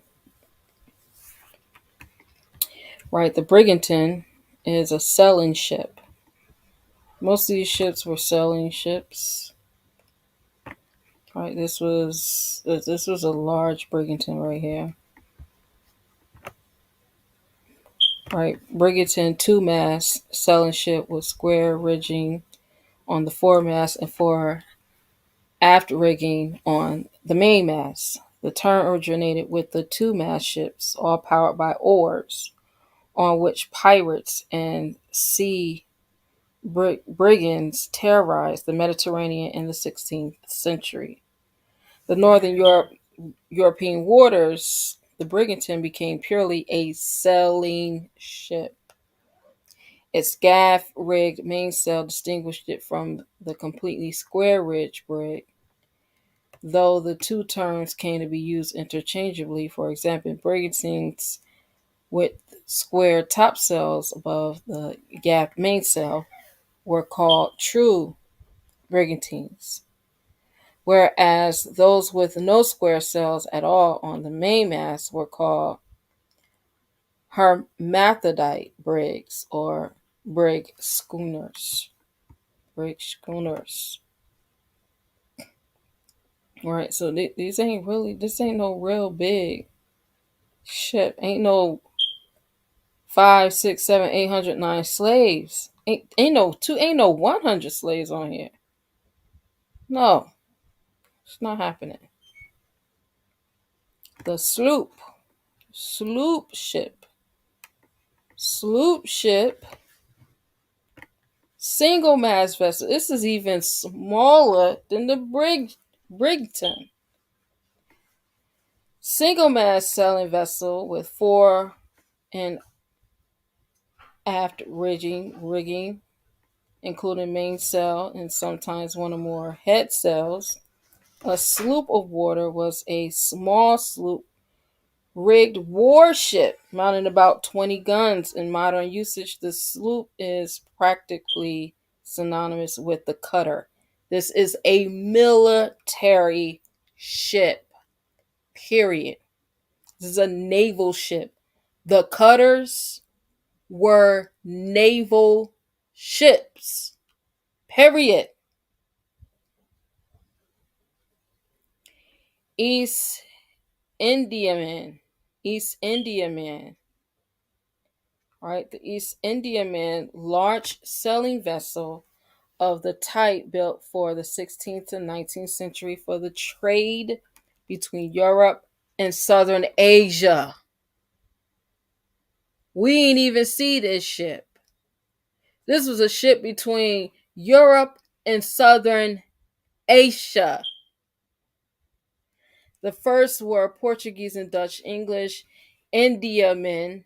English Indiamen in the 1500s? Who was the Indiamen? Who could they be? Make it make sense. India men. All right. The Indian men appeared late in the 16th century and eventually came to dominate the trade. The ships varied in size from about 400 to 15 tons and more. Often they were larger than contemporary men of war. This was not a warship. The warships were smaller ships. This was a larger ship that traded between Europe and Asia. They were three-mast and invariably well armed for protection against piracy. Nobody was really running up on them for real, stealing nothing and taking no one. The ship Carrack sailing ship of the 14th to 17th centuries that was usually built with three masts, the main mast and foremast being rigged with square sails, and the mizzen mast rigged with a fore and aft triangle lateen sail. Sometimes a square sail was hung beneath the bowsprit, bowsprit, bowsprit forward of the bow, and topsails were hung above the courses on the mainmast and foremast.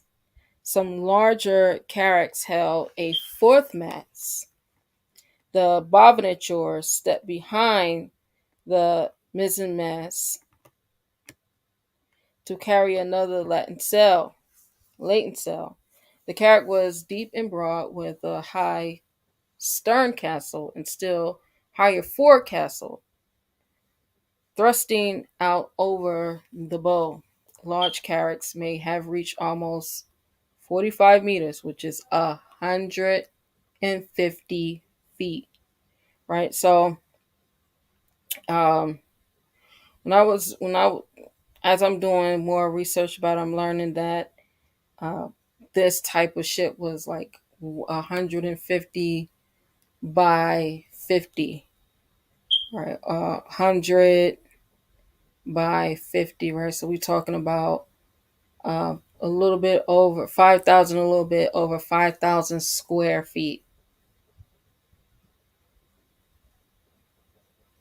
And this is a ship of trade between Europe and Asia. All right, Europe and Asia. I want to go back down. I want to look at some more. Let's look at the brig ship. Brig ship. Brig two-mast sailing ship. This is a small ship. On both masts, brigs were used for both naval mercantile purposes. Naval mercantile purposes. This was a small military ship.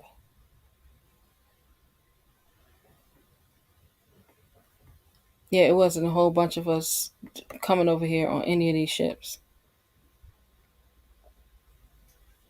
Carvel is another one. Right, Carvel is another one that was military. The schooner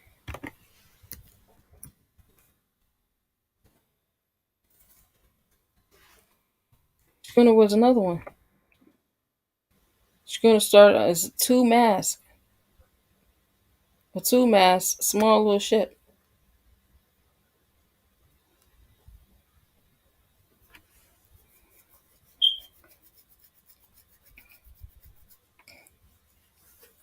It got its origins out of Massachusetts. That's where the first one was built, in Massachusetts. So you tell me, how is it that all these little ships, you got hundreds on hundreds of slaves, all all packed tight, where it can only hold, a certain amount of weight, and is only, 5,000 to like 6,000 square feet. Y'all come and make this make sense. All these hundreds of slaves. Y'all come make this make sense. Calling out all of the deception. Calling it out. Because let me go to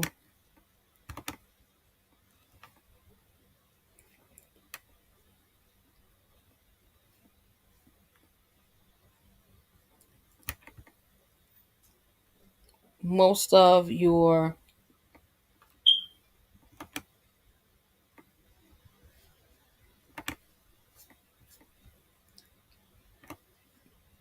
when we look at the stories. Let's go here to the stories. So if you're on this transatlantic, like slavevoyages.org, and you're under the transatlantic, if you click on resources, you can go to image galleries. Right? The image galleries, these are supposed to be slave ship manifests, so they say. Pictures of so-called slaves. Right? It's also supposed to be letters of slaves. Right? But most of these are schooners. Schooners. So ain't no hundreds of slaves of no schooner. We can even go to your man's right here.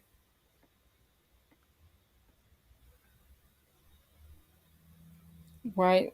Suleiman Diallo, better known as Joe Ben Solomon. We can go to him, who they claim was kidnapped. Now they claim he was kidnapped and put into slavery. But here it says Ben Solomon was a Fulbe Muslim from the present-day region of Senegal. He was captured and sold to the English slave traders after returning from a trading expedition in which he himself intended to sell two slaves to the same English traders. Come on now, y'all make it make sense.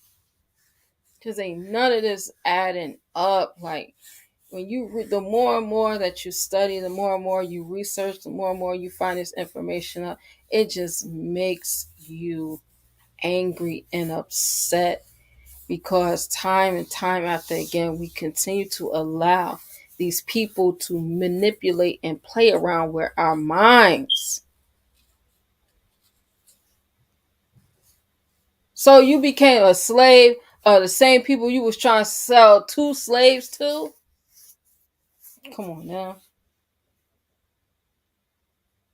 Come on, y'all. Y'all know this ain't real. Y'all know this ain't real. Oh, he had skills in reading and writing Arabic. You knew that before y'all decided to leave. Oh, he was a prince. You knew that before you decided to leave. He came over here to do what he was doing. He left from there, came over here. He was doing what he was supposed to be doing, which was teaching Arabic, reading and writing. When he came over here, the prince. Man, they played with us too much. For far too long.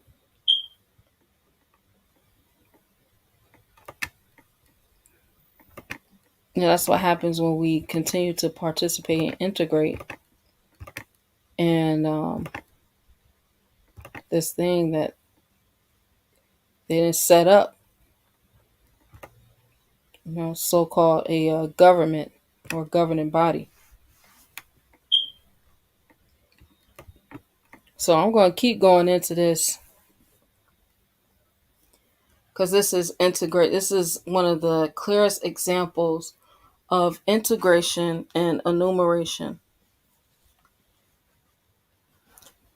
I'm going to say it again. This is one of the clearest examples that I can give of still today, modern day, right happening right now.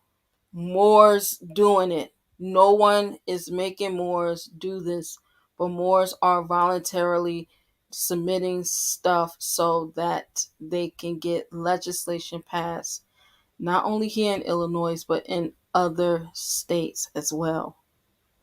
Right? This is the governor's commission that they want to get popping. Right? Creates the Illinois Moorish American Family Commission Act. Creates the Illinois Moorish American Family Commission to advise the governor and the General Assembly, as well as work directly with state agencies to improve and expand existing policies, services, programs, and opportunities for Moorish American families, children, and adults, and guide the efforts of the collaborate with state agencies, including but not limited to the Department of Aging, the Department of Children and Family Services, Department of Commerce and Economic Opportunity, the Department of Corrections, Department of Human Services, Department of Healthcare and Family Services, Department of Public Health, Department of Transportation, Department of Employment Security, and others, set forth provisions concerning the members of the Commission, funding, addresses, reports, and oversight, provides that the administrative, technical, and staffing support for a commissioner shall be provided by the Commission on Equity and Inclusion, effective immediately. All right. So this is a bill that they want to submit so that it becomes law. But again, this is a part of the governor's quasi commissioned departments. So if you under the governor, you ain't no free man and woman. You under the direction of the governor. Whatever the governor says goes. And I ain't talking about the great governor of the world. I'm talking about the governor of the state where you are living. That one. Yeah, that one is gonna tell you how to do it, when to do it, shut up, all these different things. Whatever the governor chooses is what's going to happen.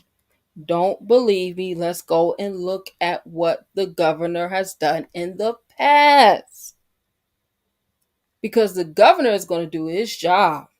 If the governor don't do nothing else, The governor is going to do what he was called to do. Right? So here we go. We got Executive Order 2020-10.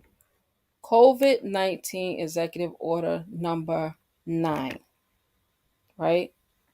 And this is March 9. Remember, March 9, 2020. For gubernatorial disaster proclamation in response to the outbreak of coronavirus disease. Whereas in a short period of time, COVID-19 has rapidly spread throughout Illinois, necessitating updated and more stringent guides from the federal, state, and local public health officials. Right? This was for the lockdown. See? Stay at home or place of residence. But this time, you might not get to stay at home this time. They might put you away in confinement and quarantine you from harming the military with your venereal diseases. Yeah, your venereal diseases might be the one that's going to put you in this time. You're not going to be able to get out. You are not going to be able to get out once they put you in confinement. Unless they say so. And so this was the governor was on. See, they already know what they're going to do before they do it. They all agree upon doing whatever is agreed upon to follow suit. I didn't make this up. As a matter of fact, let's see how concert they are in with each other. Here we go. This is the National Governors Association. They meet every year. They decide what they're going to do as a party of governors. See all that what you see on TV and the news and all that.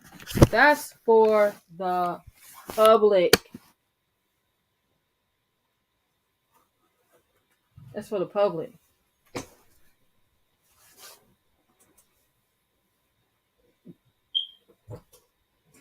See, they in a private association.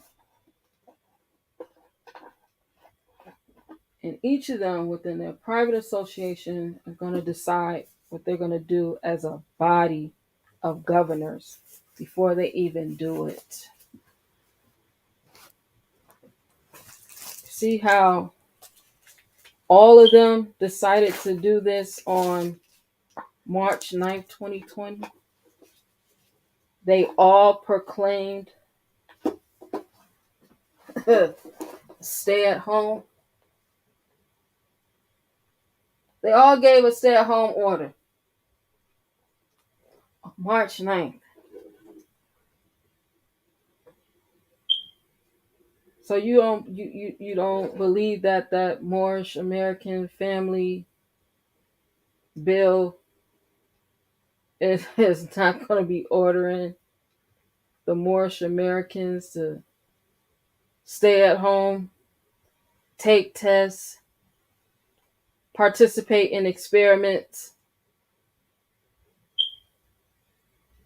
Oh yeah, because you didn't part it up to be under the governor's directions. When you're supposed to be under the great governor of the world.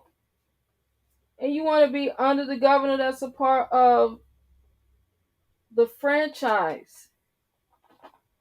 Because it look good and it sound good. Well, the Asian Americans, they got theirs. And the African Americans, they got their own. Why we don't have ours? We do have ours. We don't want to self-govern ours. That's the problem. That's the issue. We been had ours.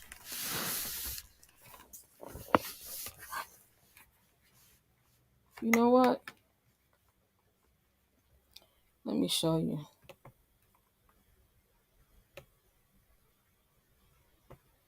See, because we've been accustomed to participating.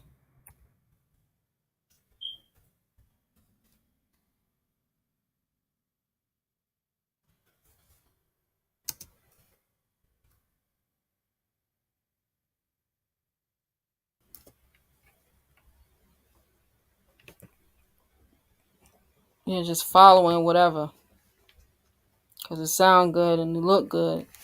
So got to be good, because why else would we be doing it?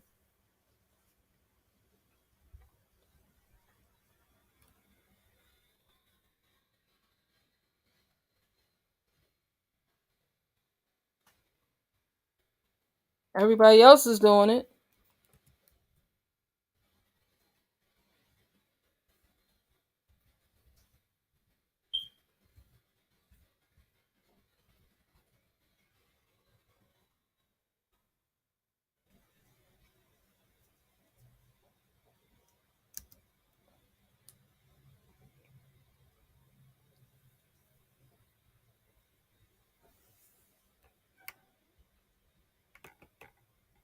Let's see.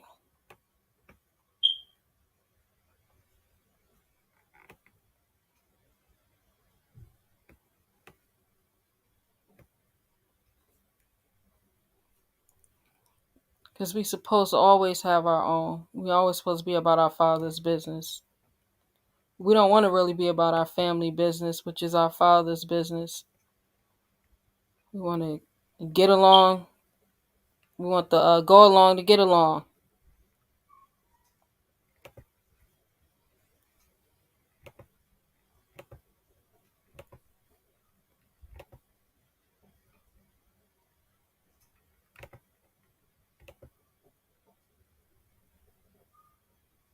Let's see. This is the Public Divine Law 1-01.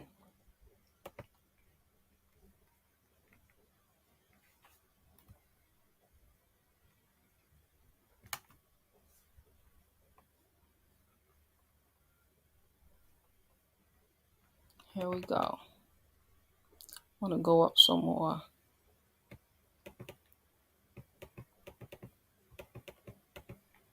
Title II, Adoption Ministry, Moorish Children's Protection Act, 2019, to institute structures and allocate resources in the MSTFA governmental body, politic, and corporate that keeps with the core Moorish American value that Moorish families are the best protection for Moorish children, and that a genetic and or spiritual family is the bedrock of any society, to bolster MSTFA missionary and assistance targeted at ensuring that every Moorish American child can grow up in the permanent, safe, nurturing, and loving Moorish family, and to strengthen Moorish families here and around the world, and ensure that it becomes a viable and fully developed option for providing Moorish families for Moorish American children in need and for other purposes, according to Islamism and universal standards of children's rights.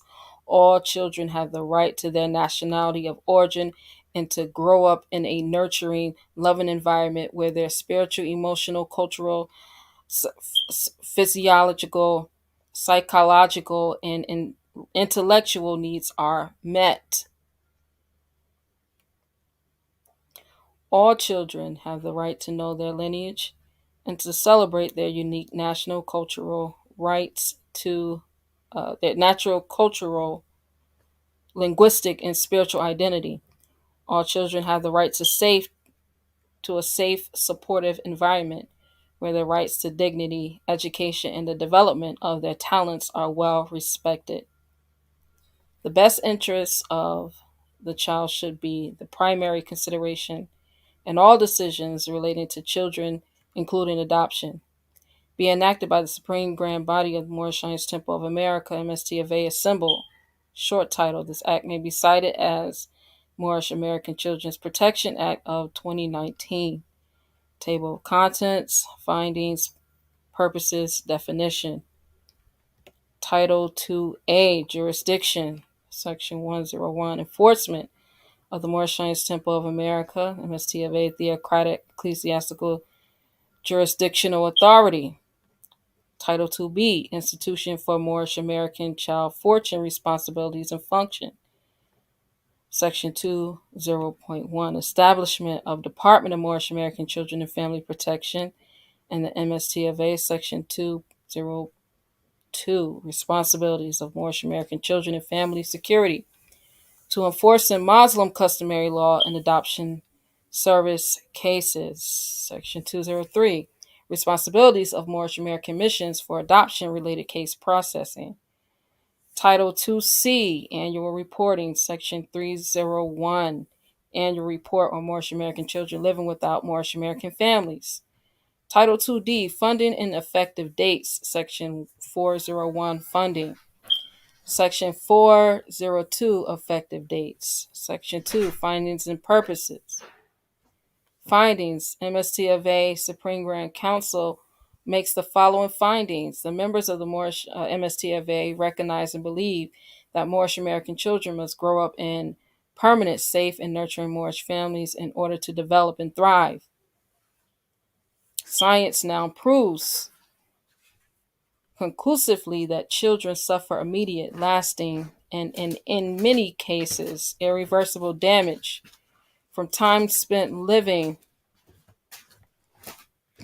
in institutions or outside of families, including reduced brain activity, reduced IQ, smaller brain size, and inability to form emotional bonds with others. Governments and other societies seek models that promote their placement of children who are living outside family care and permanent, safe, and nurturing families within their original nationality and religion rather than in a foreign foster care or institutions. But many governments lack the resources or infrastructure to adequately address this need.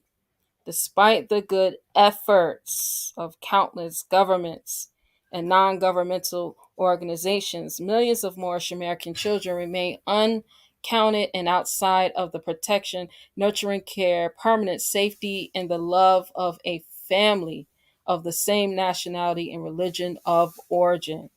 Without the care of a national and a religious family of origin, these children are forced to live with foreign families of foreign culture and religion, or on the streets and institutions in paid foster care and child-headed households and group homes, or as household servants. No reliable data currently exists to define and document the number of the needs of Moorish American children in the world currently living without Moorish families. But available evidence demonstrates that there are hundreds of thousands of Moorish American children in this situation needing immediate help. The October 2019 Action Plan for Moorish American Children in Adversity commits the MST of A governmental body, politic, and corporate to achieving a world in which all Moorish American children grow up within the protective Moorish American family care and free from genocide, deprivation, exploitation, and danger. To effectively and efficiently accomplish this goal, it is necessary to establish the MST of A governmental body politic and corporate operational system for assisting Moorish American orphans, vulnerable children, and processing worldwide adoptions. All options for providing appropriate protective and permanent Moorish American family care to Moorish American children living without Moorish American families must be considered concurrently, and permanent solutions must be put in place as quickly as possible. Solutions include national family of origin, preservation and reunification, kinship care, guardianship, domestic and worldwide adoption, and other culturally accepted forms of care that will result in appropriate protective and permanent Moorish American family care. Preference should be given to options that optimize Moorish American child best interests, which generally means providing Moorish American children with fully properly established status as Moorish American children and parents with full property established status as Moorish American parents, including full parental rights and responsibilities. The principle of subsidiary, which gives preference to in country solutions, should be implemented within the context of a concurrent planning strategy, exploring in and out of country options simultaneously. If an in country placement serving the Moorish American child's best interests and providing appropriate protective and permanent care is not quickly available, Moorish American children will be placed or remain in custody and care of MST of A religious society until placement in the Moorish American family is made available. Moorish American children are never to be placed in a family of foreign nationality or religion. Only in situations where children have no living blood relatives in their country should be placed in a international home that is available. The child be placed in that international home of national origin and religion without delay. Significant resources are already dedicated to international assistance for orphans and vulnerable children, and a relatively small portion of these resources can be reallocated to achieve more timely, effective nurturing and permanent familiar solutions for Moorish American children living without Moorish American families, resulting in fewer Moorish American worldwide living in families outside of their nationality and or religion of origin in institutions or on the streets. More Moorish American families preserved or reunited, and increased domestic and international adoptions of Moorish American children. Purposes of this act are to support the core Moorish American value that binds us to love and unity, and to prefer not a stranger before our own blood. Families are the bedrock of any society. To protect the fundamental rights of all children to grow up in their nationality of origin within the loving care of permanent, safe, and nurturing Moorish American families. To address a critical absence of MST of A foreign policy implemented by creating the MST of A governmental body politic incorporates international policy and operational structures so that the seeking permanent Moorish American families for Moorish American children living without Moorish American families receives more prominence, focus, and resources. All right, I'm going to stop right there. Um, this is one of the acts that we passed in 2019, right, according to our customs and usages. And it is respected. It is respected. It is honored.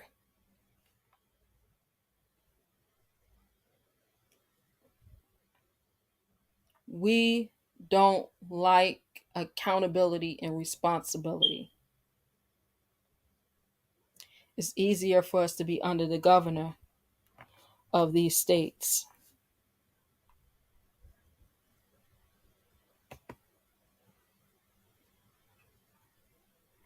See, because the governors,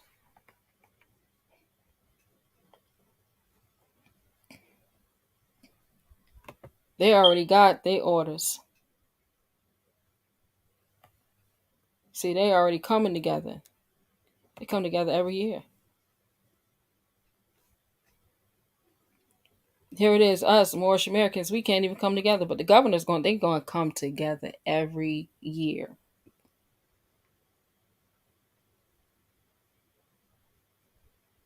See, us as Moorish Americans, we don't want to come together on anything that is freeing us as a whole,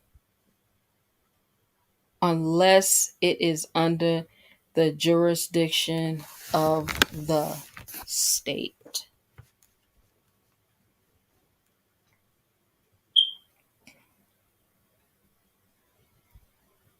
That's what most of us want to be, under the jurisdiction of the state, when we got our own nation state that we're supposed to actively be participating in.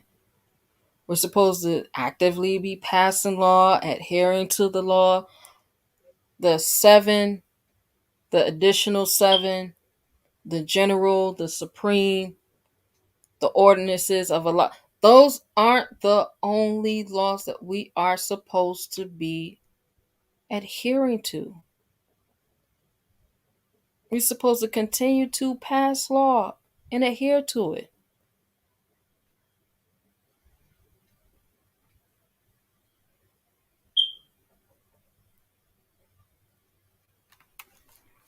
Don't Moorish, don't get caught up because it look good and it sound good. You know what else look good and sound good? And they put this right out here in the public, and dang.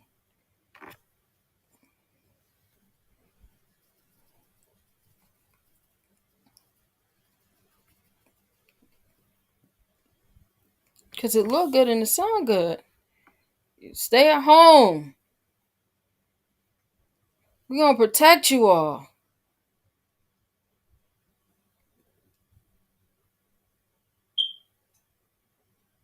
We don't want any of you harmed. Stay at home.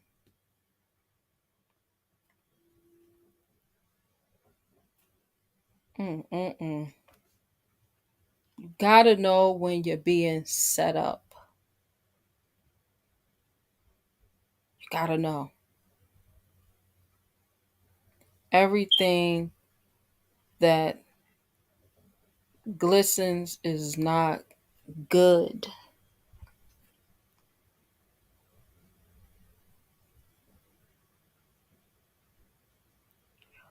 Oh yeah, but we got it gave us Moorish American Month honors. We got Moorish American Month. That's dope. Moorish American Month should be celebrated in every state of the Union States every August. I think that's really dope. We shouldn't be under the governors and his quasi commission departments. That's the problem now with child support.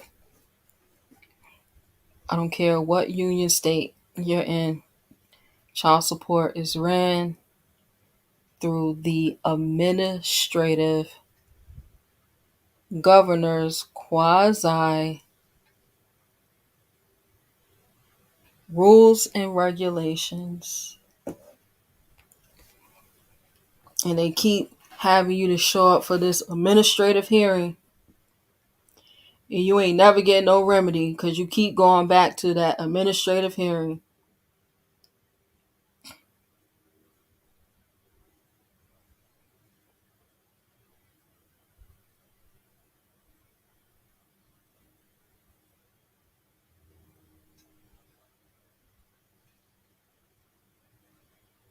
And you wondering why, man, why I can't get my children back?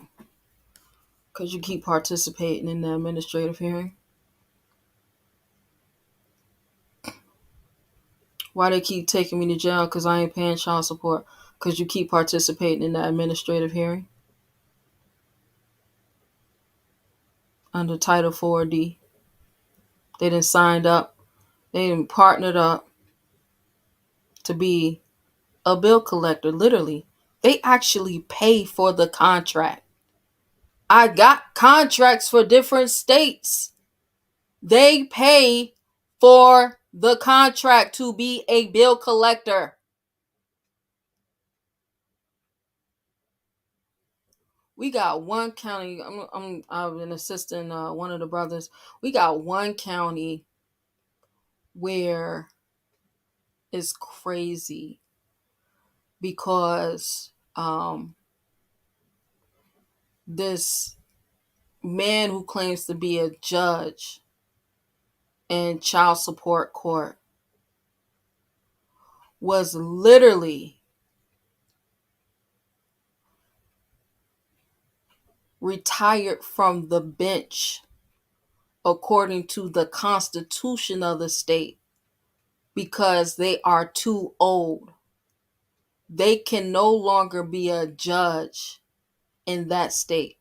Don't you know this fool is now a judge in child support court?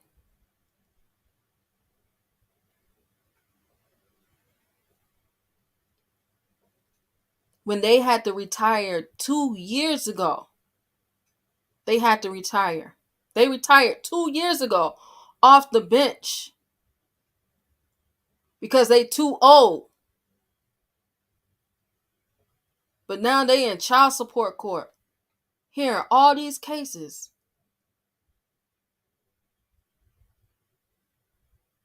Sending people to jail if they don't pay this debt that they claiming they owe. And they using the name of the state and of the county. And so you really thinking that you in real court. You really believe like, man, they got some type of authority over me. If I don't pay this, they're gonna put me in the jail. But when you call for that warrant that they issue, you see that warrant actually is a civil warrant. It's not even a criminal warrant. And it's stopping you from being able to work. It's stopping you from being able to live your life. It's giving you emotional distress, psychological damage. Know how many men committed suicide because of child support? And it's not even real. The system is fake.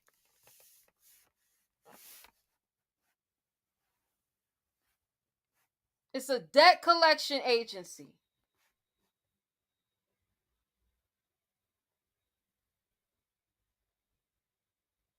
Here we go. We still want to be under them.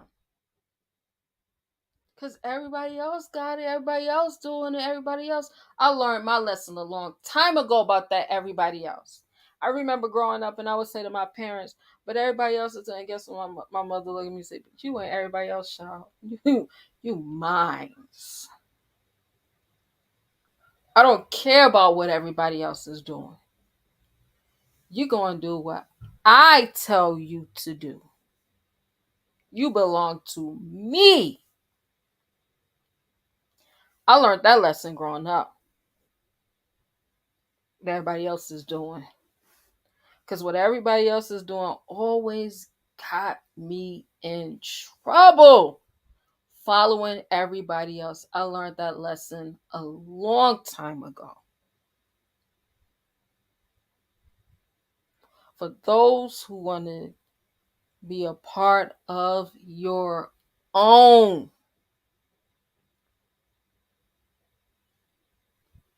living under the principles of love, truth, peace, freedom, and justice. Following your own. Being yourself. Because the prophet came to teach us to be ourselves. I don't know why it's so hard for us to just be ourselves.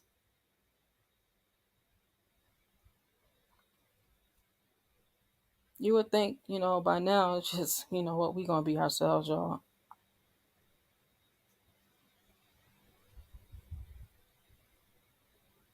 Chapter 46, it said, all men are one and equal to seek their own destiny and to worship under their own vine and fig tree after the principles of the holy and divine laws of their forefathers.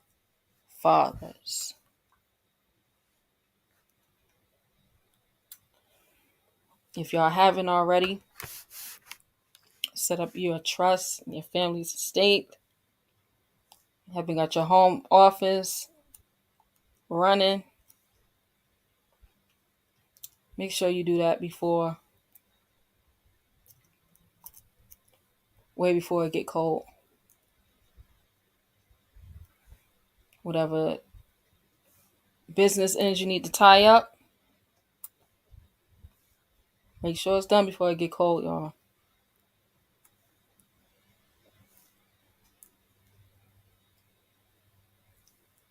Make sure it get done before it get cold.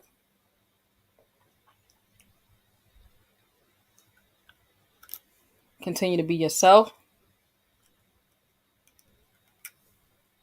Continue to self-govern. I don't know what it is with Moors. They act like self-govern is... Some Moors just act like self-govern. Mainly Moors in the temple. And like self-governing is so wrong to do. Oh, we can't do that. Oh, we can't. Oh, says who?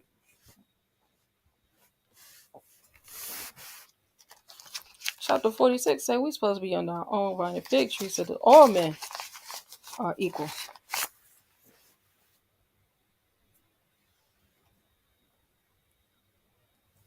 All men are able to seek their own destiny.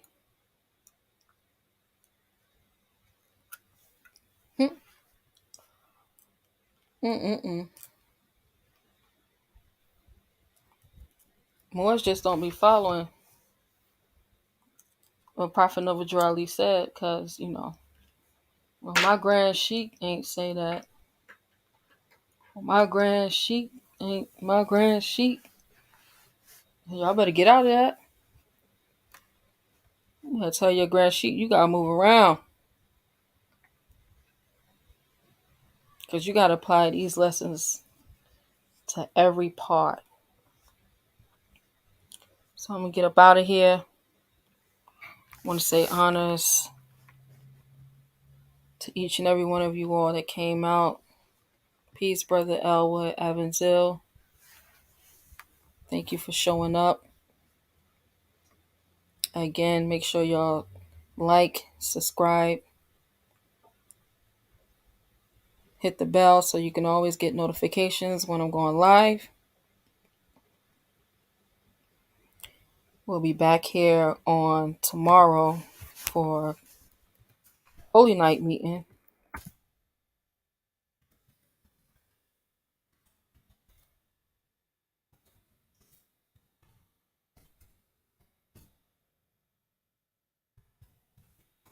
If you are looking for more information about a temple, you can go to our website. I just put the link in the chat. You can also call us. All right, we got online. We have an online interactive learning space. You can go and get all your lessons. You'll learn about the foundation of the Moorish Temple of America. You also get lots of templates so that you can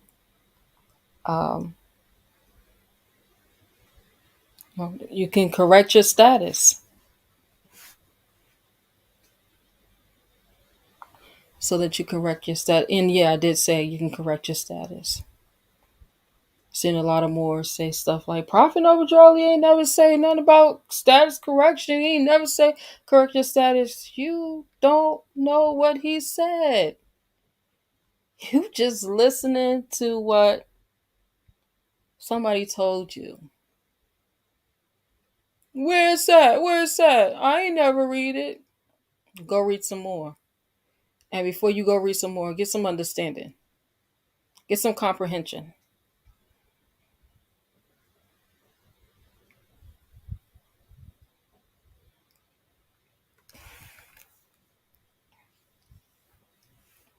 Also, if you are looking to hire amexem enterprises,